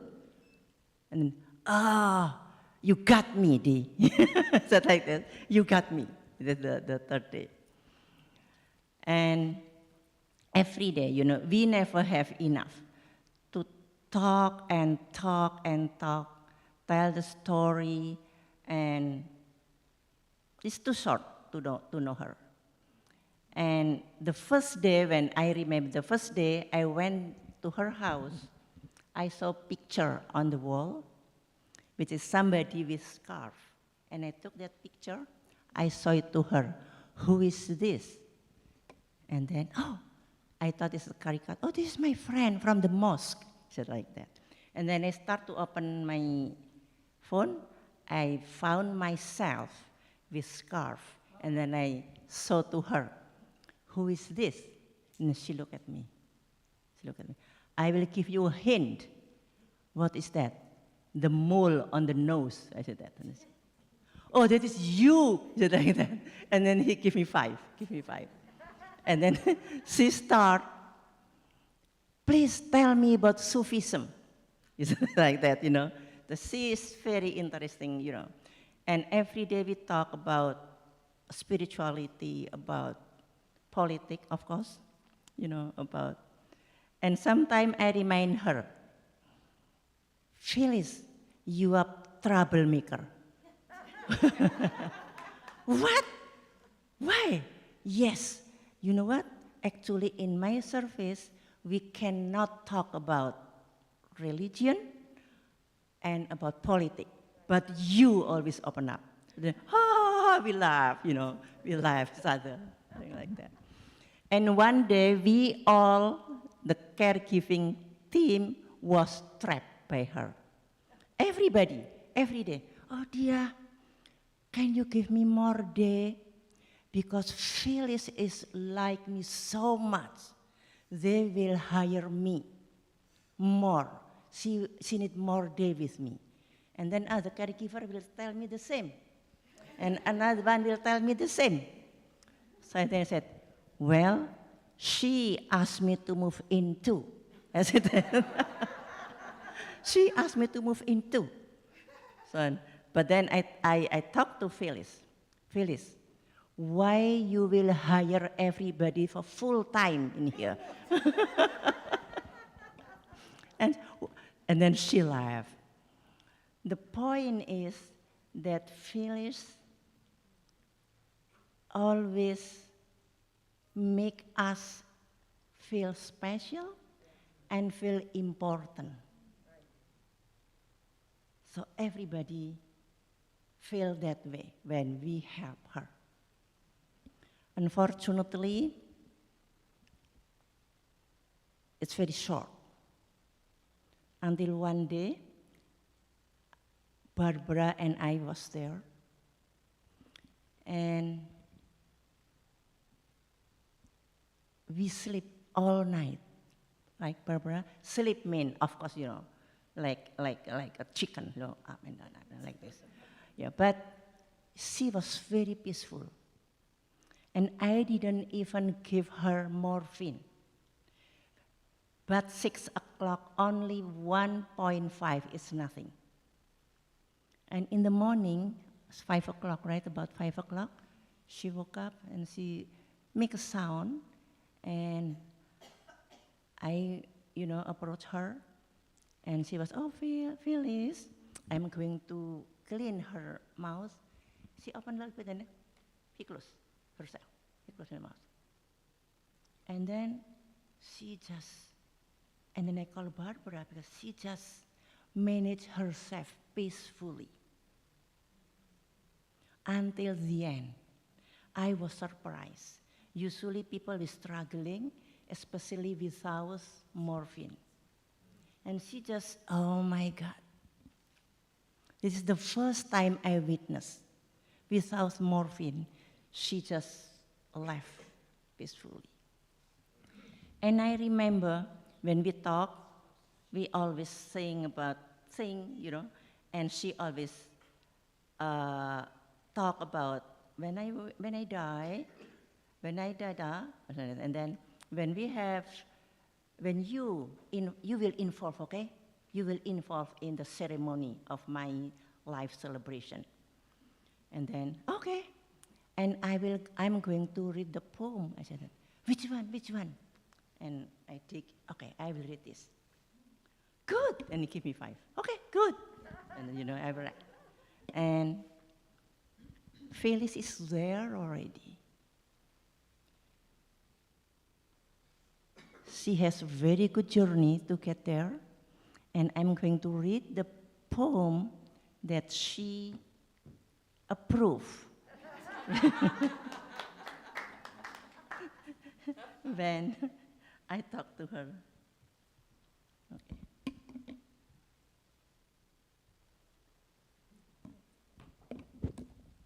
The poem is by Rumi, because she always talks about Sufism, so I try to find the one that she likes. Okay.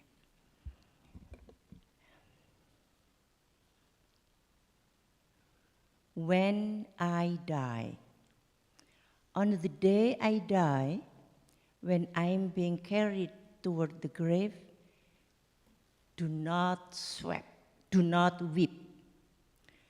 Don't say, oh, she's gone, she's gone. Death has nothing to do with going away. The sun set and the moon set, but they are not gone. Death is a coming together. The tombs looks like a prison, but it's really released into union. The human seed goes down in the ground like a bucket into the well where Joseph is. It grows and comes up full of some unimagined beauty. Your mouth closed here and immediately open with a shout of joy there. Have a good journey, Phyllis Menard. It's to start to know you and see you again over there sometime. Thank you. Thank you.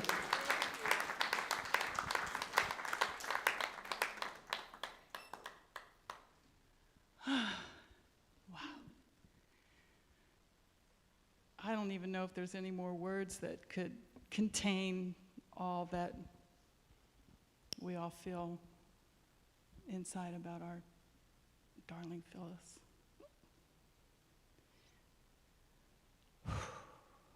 All I can say, my name's Marcia.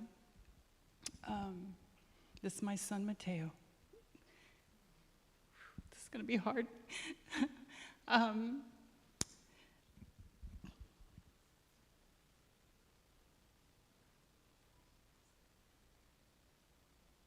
Phyllis was magic. She did things that people don't do.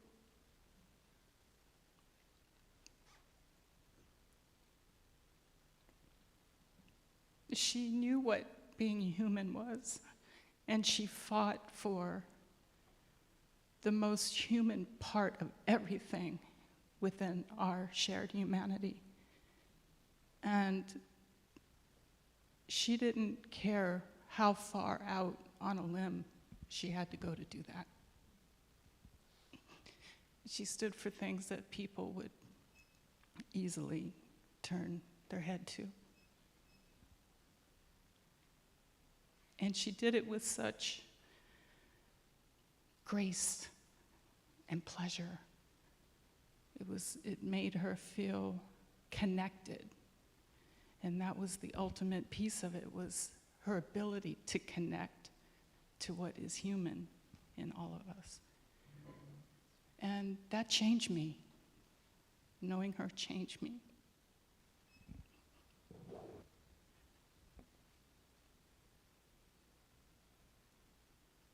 We were sisters.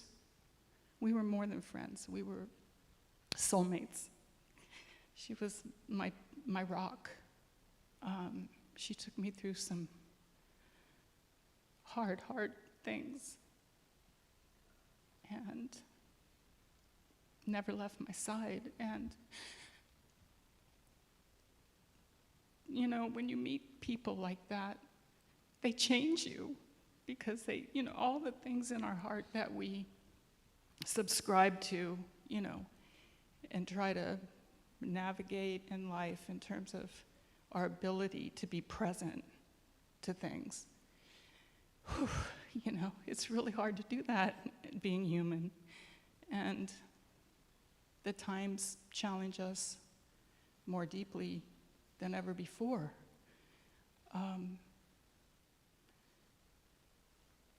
And she used to say to me, I'm so glad I get to leave now, but it's so hard because I have Isaiah, and you know, I can't imagine what Isaiah will be, you know, facing, because she was so deeply concerned with the state of the world. But I know it's getting late and everybody's tired, and I could go on and on. I just want to say that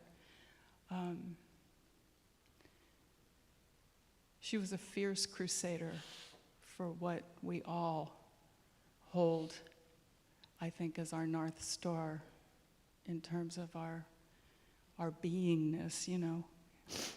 And that is just the ability to connect to one another with the deepest amount of love. And you know what? To love, you have to fight. You have to fight for love. Because there's a lot of things that aren't fair, and a lot of ways in which we become enveloped in wrong thinking, you know, wrong action,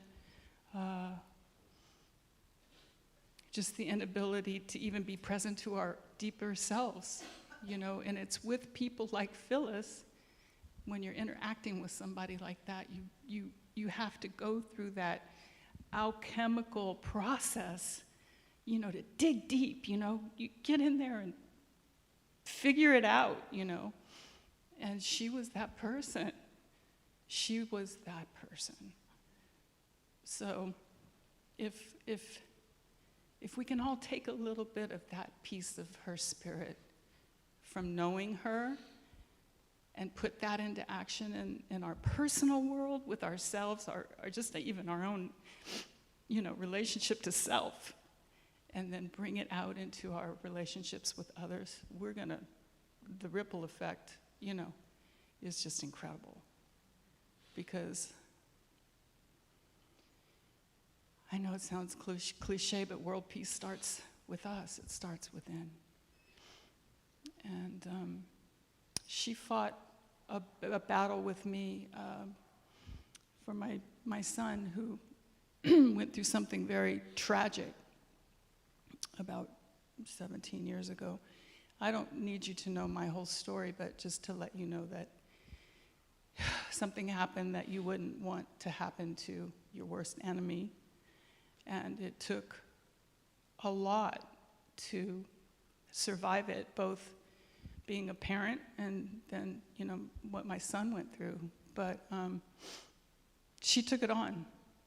She took it on when nobody was around, not even my own family. And she walked me through it to the very end, and she fought with me to the point that I can say that he's sitting here now. Yeah.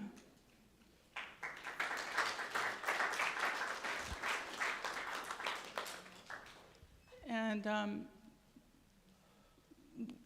we're extremely grateful for that. She changed our lives. And she's fearless. She was not afraid to stand up to anybody. She didn't care who they were. She walked her little walker into that courtroom, rambled up to that witness stand, She just looked everybody in the eye and said, "Stop this bullshit. Just stop it now. Where's your humanity?" That's basically what she said. Where's your humanity? I was mesmerized by Phyllis. I thought I was brave.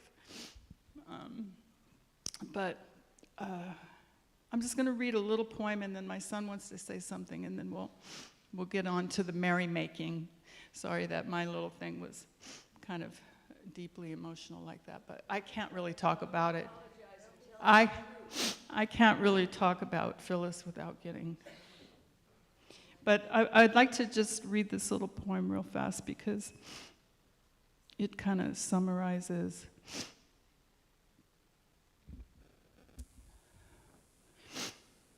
There's a long and winding river. Wait a second. Do not love half lovers. Do not entertain half friends. Do not live half a life, and do not die a half death. If you choose silence, then be silent. When you speak, do so until you are finished. Do not silence yourself to say something, and do not speak to be silent. If you accept, then express it bluntly. Do not mask it. If you refuse, then be clear about it.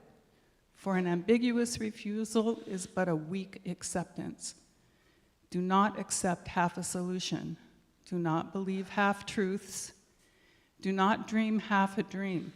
Do not fantasize about half-hopes. Half the way will get you nowhere. Half an ideal will bear you no results. Half a life is a life you didn't live, a word you have not said, a smile you postponed, a love you have not had, a friendship you did not know. The half is a mere moment of inability, but you are able, for you are not half a being. You are a whole that exists to live a life, not half a life. Khalil Gibran.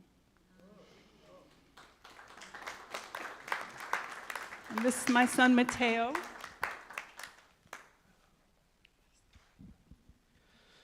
All right. Hello, everybody. My name is Mateo. Oh, sorry about that.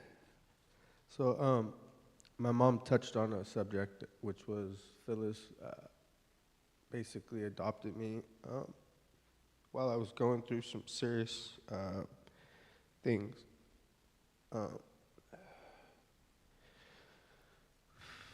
I haven't really had a person in my life that could touch me or break the ice that I had so easily put up. Somehow Phyllis was the first person that was able to come visit me when I was, actually, this is in 2013. This might have been the first time I met Phyllis. She came all the way to prison to visit me. Based off of that, that's probably enough on that subject. But her cards, her words of love,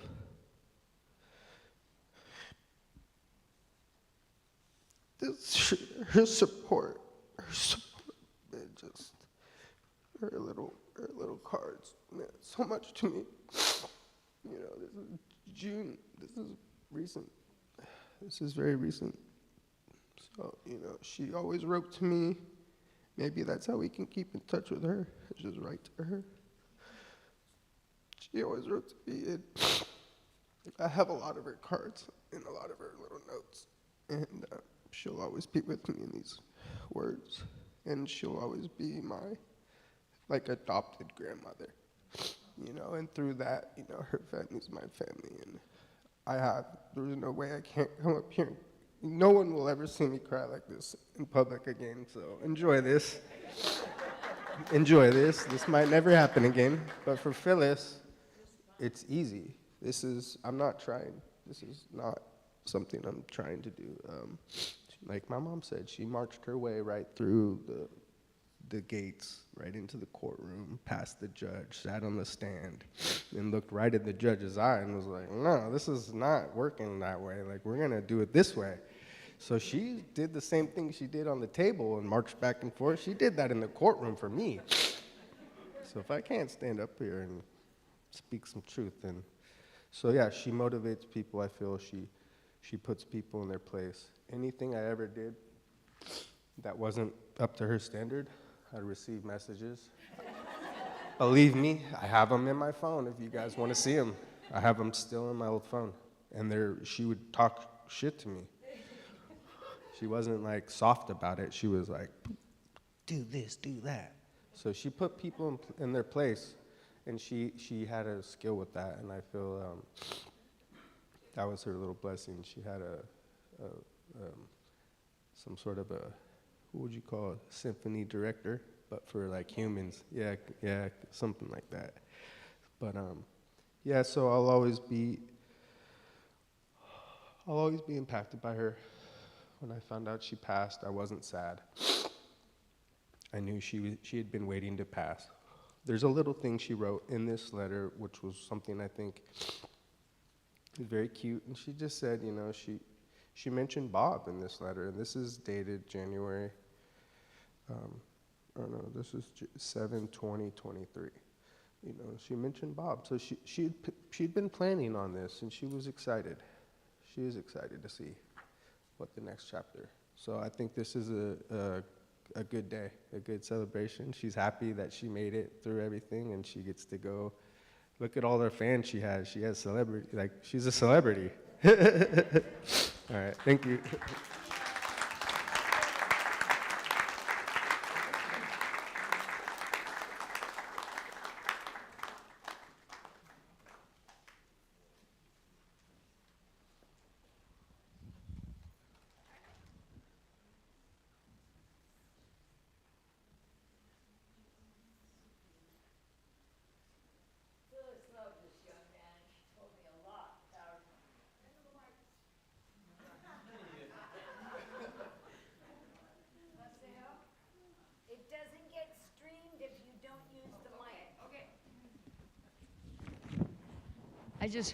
I just want to say to, it's Maceo, right? I want to say to Maceo that I want to keep touch because I'm kind of like Phyllis's little sister, and I'm Marcel's big sister. All right. But I'm only 80, so I'm a little sister. Yeah. But Phyllis, it was so delighted when you got out of prison. Yeah. We celebrated. She said, he's out, Phil, he's out, hallelujah. And how many people we know that go the distance and get close to a family of someone who's incarcerated in our country? Okay, we'll all be in touch. So glad you were here. We'll be in touch, okay? So I'm going to be really brief about me because I want to get into singing right now.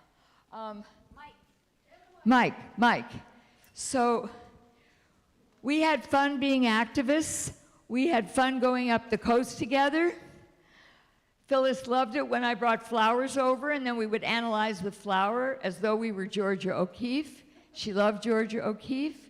She started calling me her flower girl. You're my flower girl. You always bring flowers. Let's go to the beach. We had a certain bench on the west side. It was going to become our special talking bench and our sitting yoga exercise bench overlooking the water. We enjoyed life together, and we had great respect for each other. And I feel like she helped me, she helped my mother, and I heal our relationship before my mom died at 101 a few years ago. Phil was there for me. She also has been an ally to me and Stan, my partner, because she is a radical therapist.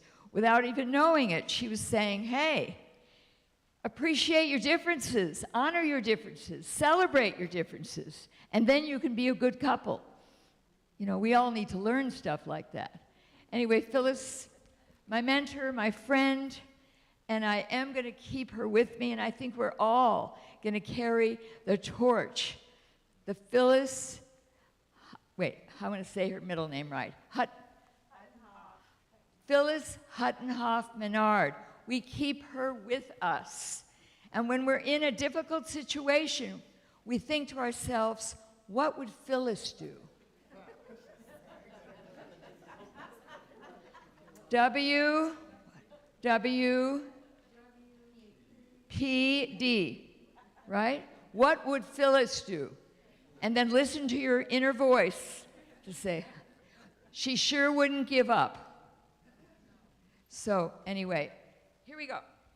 We're going to sing a song that Phyllis loved. I sang it to her at the end of her life. It's at the top of your song sheet. It's This Little Light of Mine, top of your song sheet. And so we've done a little changing with some of the lyrics, so just listen to me and I will call out the lyrics. Keep your mic up. I'll call out the lyrics and just follow me, because I'm a good leader. Okay.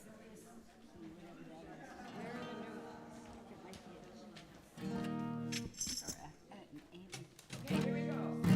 We got Phyllis's light in us, so let's sing out. This little light of mine, I'm gonna let it shine. This little light of mine, I'm gonna let it shine. Oh yeah, this little light of mine, I'm gonna let it shine. Let it shine, let it shine. Old and young together, old and young together, we're gonna let it shine. Old and young together, we're gonna let it shine. Oh yeah, old and love, we're gonna let it shine. Let it shine, let it shine, let it. Black and white together, black and white together, we're gonna let it shine. Black and white together, we're gonna let it shine. Black and white together, we're gonna let it shine. Let it shine, let it shine, let it shine. One more. Phil Menard is with us. Phil Menard is with us. We're gonna let her shine. Phil Menard is with us.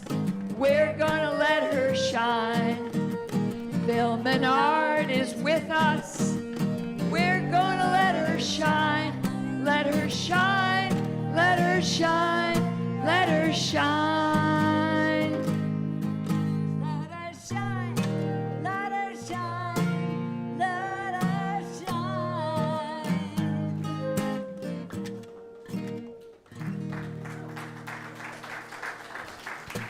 A few months before Phil transitioned. Mike. A few months before Phil transitioned, I heard about a play.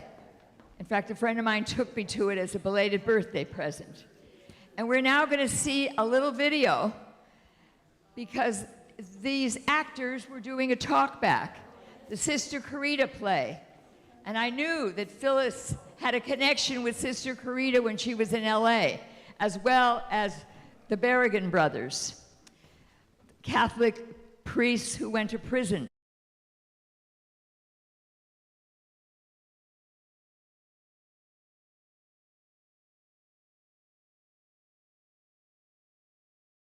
Over and over again. And he loved Carita, and he loved Mark, his brother. When his brother wanted to leave the priesthood before Bob did, Bob was the superior of the house in LA. And when Mark decided he was going to leave the priesthood, he was on 3rd floor. He took his sheets and put them down and climbed down and said, my God. I am free. Oh my God, that is amazing. And Carita was there, and I was there, and Bob was there. An escape. And he escaped. Wow. He wanted the drama. Mark wanted the drama. That's incredible. And he did it. And that's how he left. And I left because I sent them a wedding invitation. I sent the Pope a wedding invitation. Did he come? And that was my wedding invitation. Bob and I made it on a mimeograph. We didn't have a computer. And we said, we resign. We are not rebels. We are resigning to the wonderful galaxies of art. And my Bob was an artist as well. And so it was just absolutely wonderful to have Mark and his girlfriend and Carita and Dan and all these people. I mean, we were so moved. We were just street people. I mean, we were just nurses and doctors and all these people, and we were just out there in the street and telling everybody that war is evil. War is evil. And that was our message. And it still is. And look at us here. Yeah. I mean, this is incredible to have Carita right here. When we leave here and we see the Michigan, we see the horrors of evil. And we're here dedicating ourselves not only to Carita, but to peace. Yes. I mean, peace that is really peace. It's not superficial. We have to act. Carita says, we do work. Yeah. She does, we do work.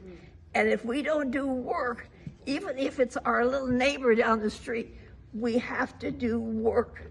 We can't slack just because we came to a Carita event. We have to do something in the next 24 to 89 hours. I love it. I love it. Can you write a book about her?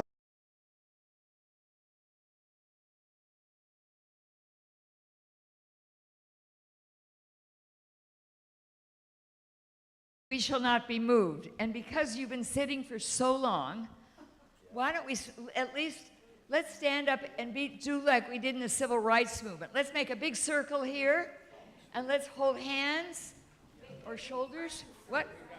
Oh, wait. Oh, wait. I'm sorry. I've just jumped ahead. I'm sorry. We have Brian is first, right? Okay, Stan and Brian are two people that precede our We Shall Not Be Moved. I made a mistake, I apologize. Phyllis will forgive me.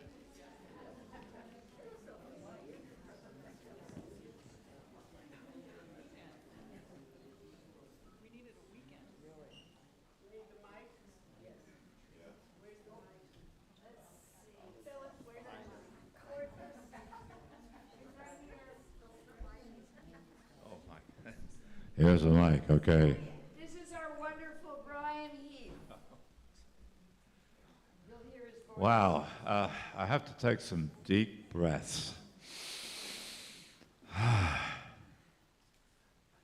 We've all heard so much wonderful discussions about this wonderful person who is still amongst us, is still here.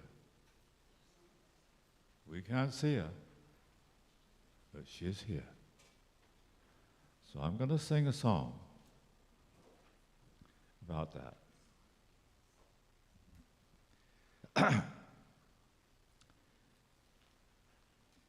I'll be singing you in all the old familiar places that this heart of mine embraces all day through.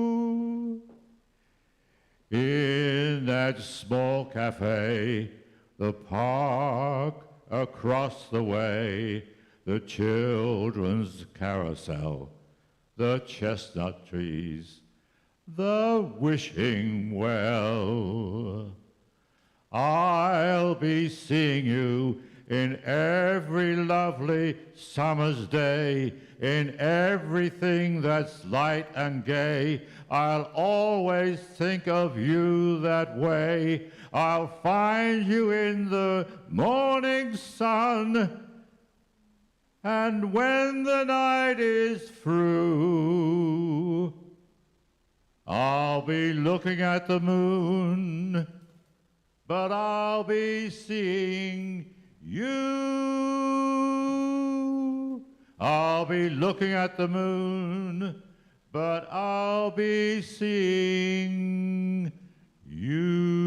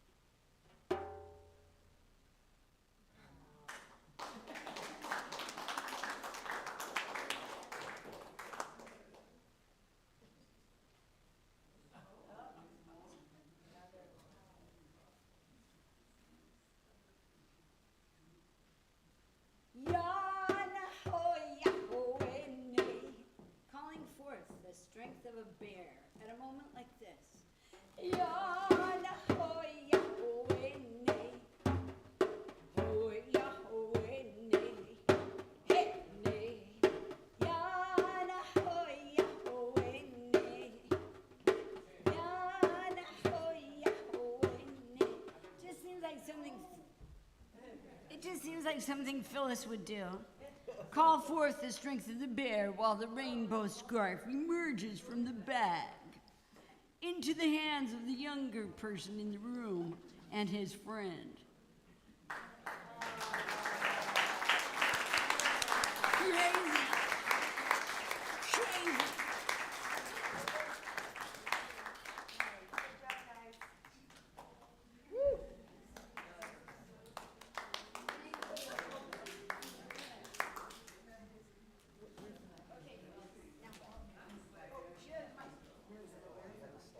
Where's the mic?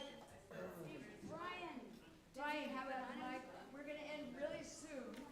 Louise is going to make an announcement, and we're going to sing our last song, which is We Shall Not Be Moved. I was thinking we should do it with some of this ribbon here. With those boys. And anybody else. When it's all over, where's the mic?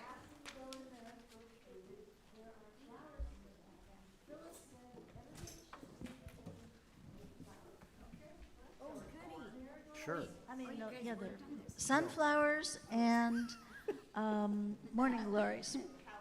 Calla lilies. I just had a key It was on 2 Post-its. At my celebration, there needs to be a bucket with loose flowers, and as people leave, but don't leave, we do have food first. We could bring the flowers into the social room. But let's just wrap up here with, all together now with, let's just jump right into it. I think it's a Carolyn.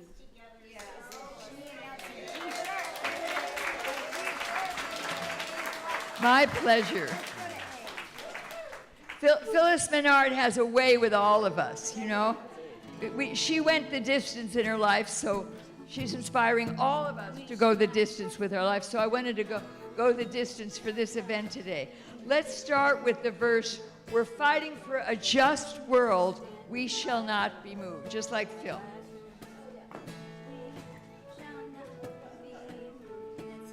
Verse number 2.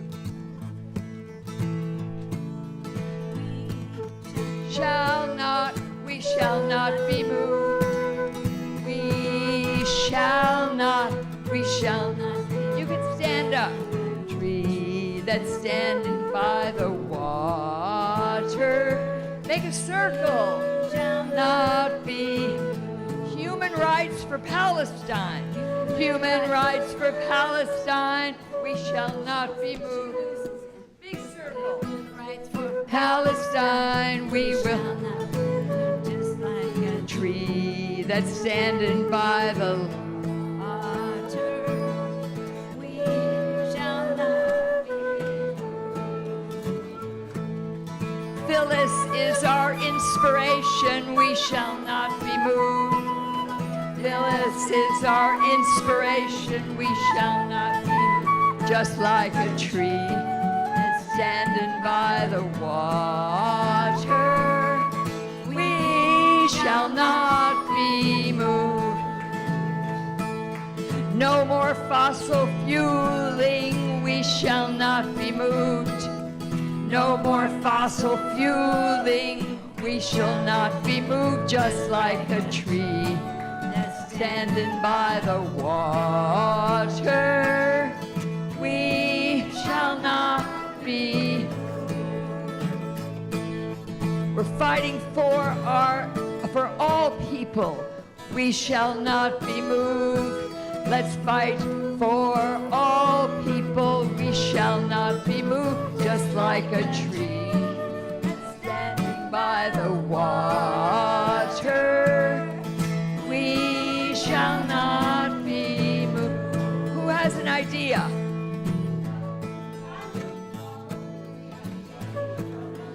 We're fighting for equality, fighting for equality. We shall not be moved just like a tree standing by the water. We shall not be moved. Now let's move and enjoy the good food. Move for the food. Thank you all for staying. We're having a good time with Phil today.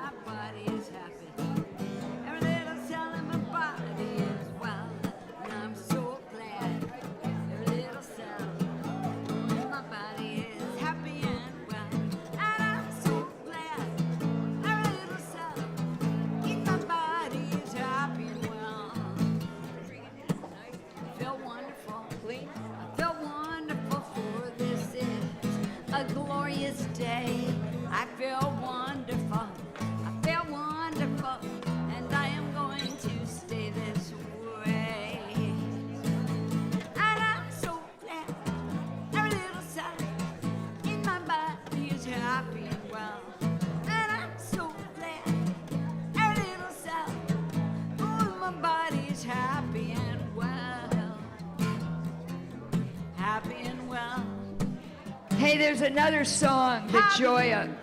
I'm going to introduce. It's okay. No, it's okay. I'm just playing it because Phyllis wanted it. I know. All right, well, I'll do it with you. I'll do it with you.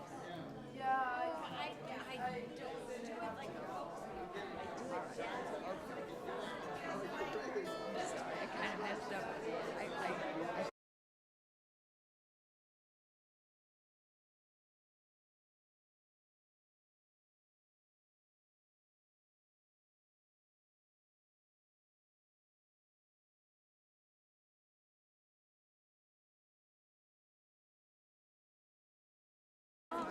Farmer of food and the righter of wrong. It could have been me, but instead it was you. And it may be me, dear sisters and brothers, before we are through. But if you can die for freedom, freedom, freedom, freedom, if you can die for freedom, I can too. The hunter took fingers from Victor. Every little son is happy and well. I'm so glad. Play your guitar now if you can.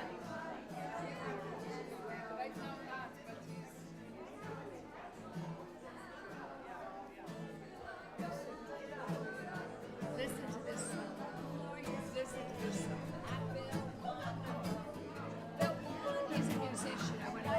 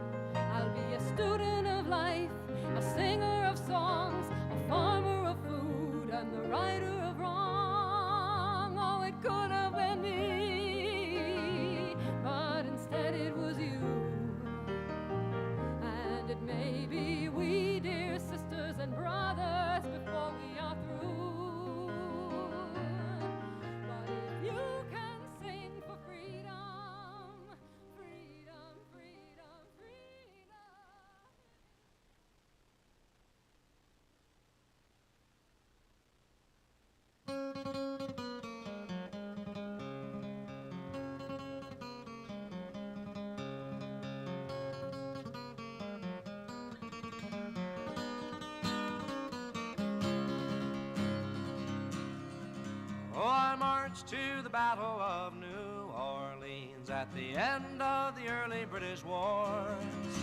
The young land started growing, the young blood started flowing, but I ain't a-marching anymore. For I killed my share of Injuns in 1,000 different fights. I was there at the Little Big Horn. I heard many men a-lying, I saw many more a-dying, but I ain't a-marching anymore. It's always the old to lead us to the wars, always the young to fall. Now look at all we've won with the saber and the gun. Tell me, is it worth it all? For I stole California from the Mexican land, fought in the bloody Civil War. Yes, I even killed my brothers and so many others, but I ain't a-marching anymore. For I marched to the battles of the German trench in a war that was bound to end all wars. Oh, I must have killed 1,000,000 men and now they want me back again, but I ain't a-marching anymore. It's always the old to lead us to the wars, always the young to fall. Now look at all we've won with the saber and the gun. Tell me, is it worth it all? For I flew the final mission in the Japanese skies, set off the mighty mushroom roar. When I saw the cities burning, I knew that I was learning that I ain't a-marching anymore. Now the labor leaders screaming when they close a missile plant. United Fruit screams at the Cuban shore. Call it peace or call it treason, call it love or call it reason, but I ain't a-marching anymore. No, I ain't a-marching anymore.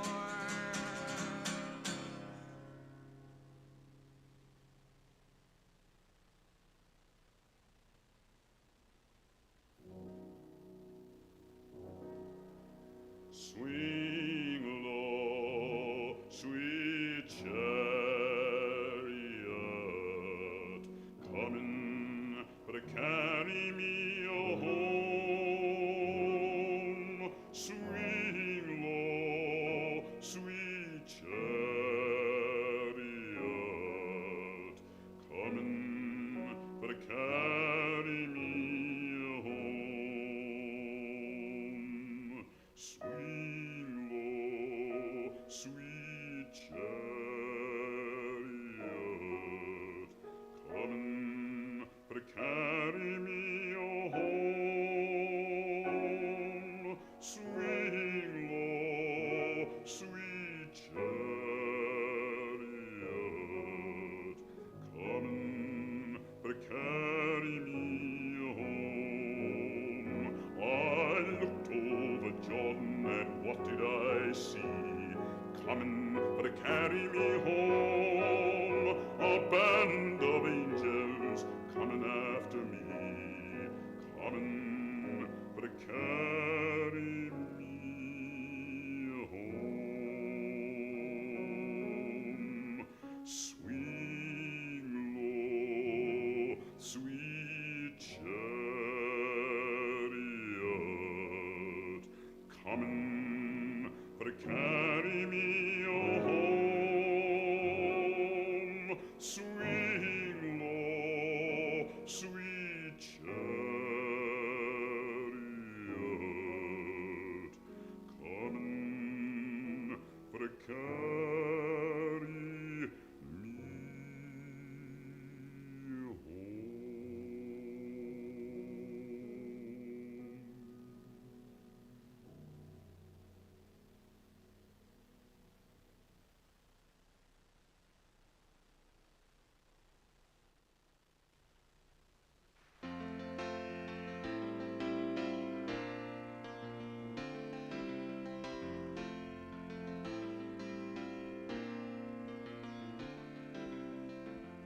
I was watching the news tonight, and all over the world, people were singing and carrying signs. All over the world, everybody walking hand in hand. through cities that I've been. And though I'm not there tonight, you know I'll be back again. I'll be back again. I'll be back again.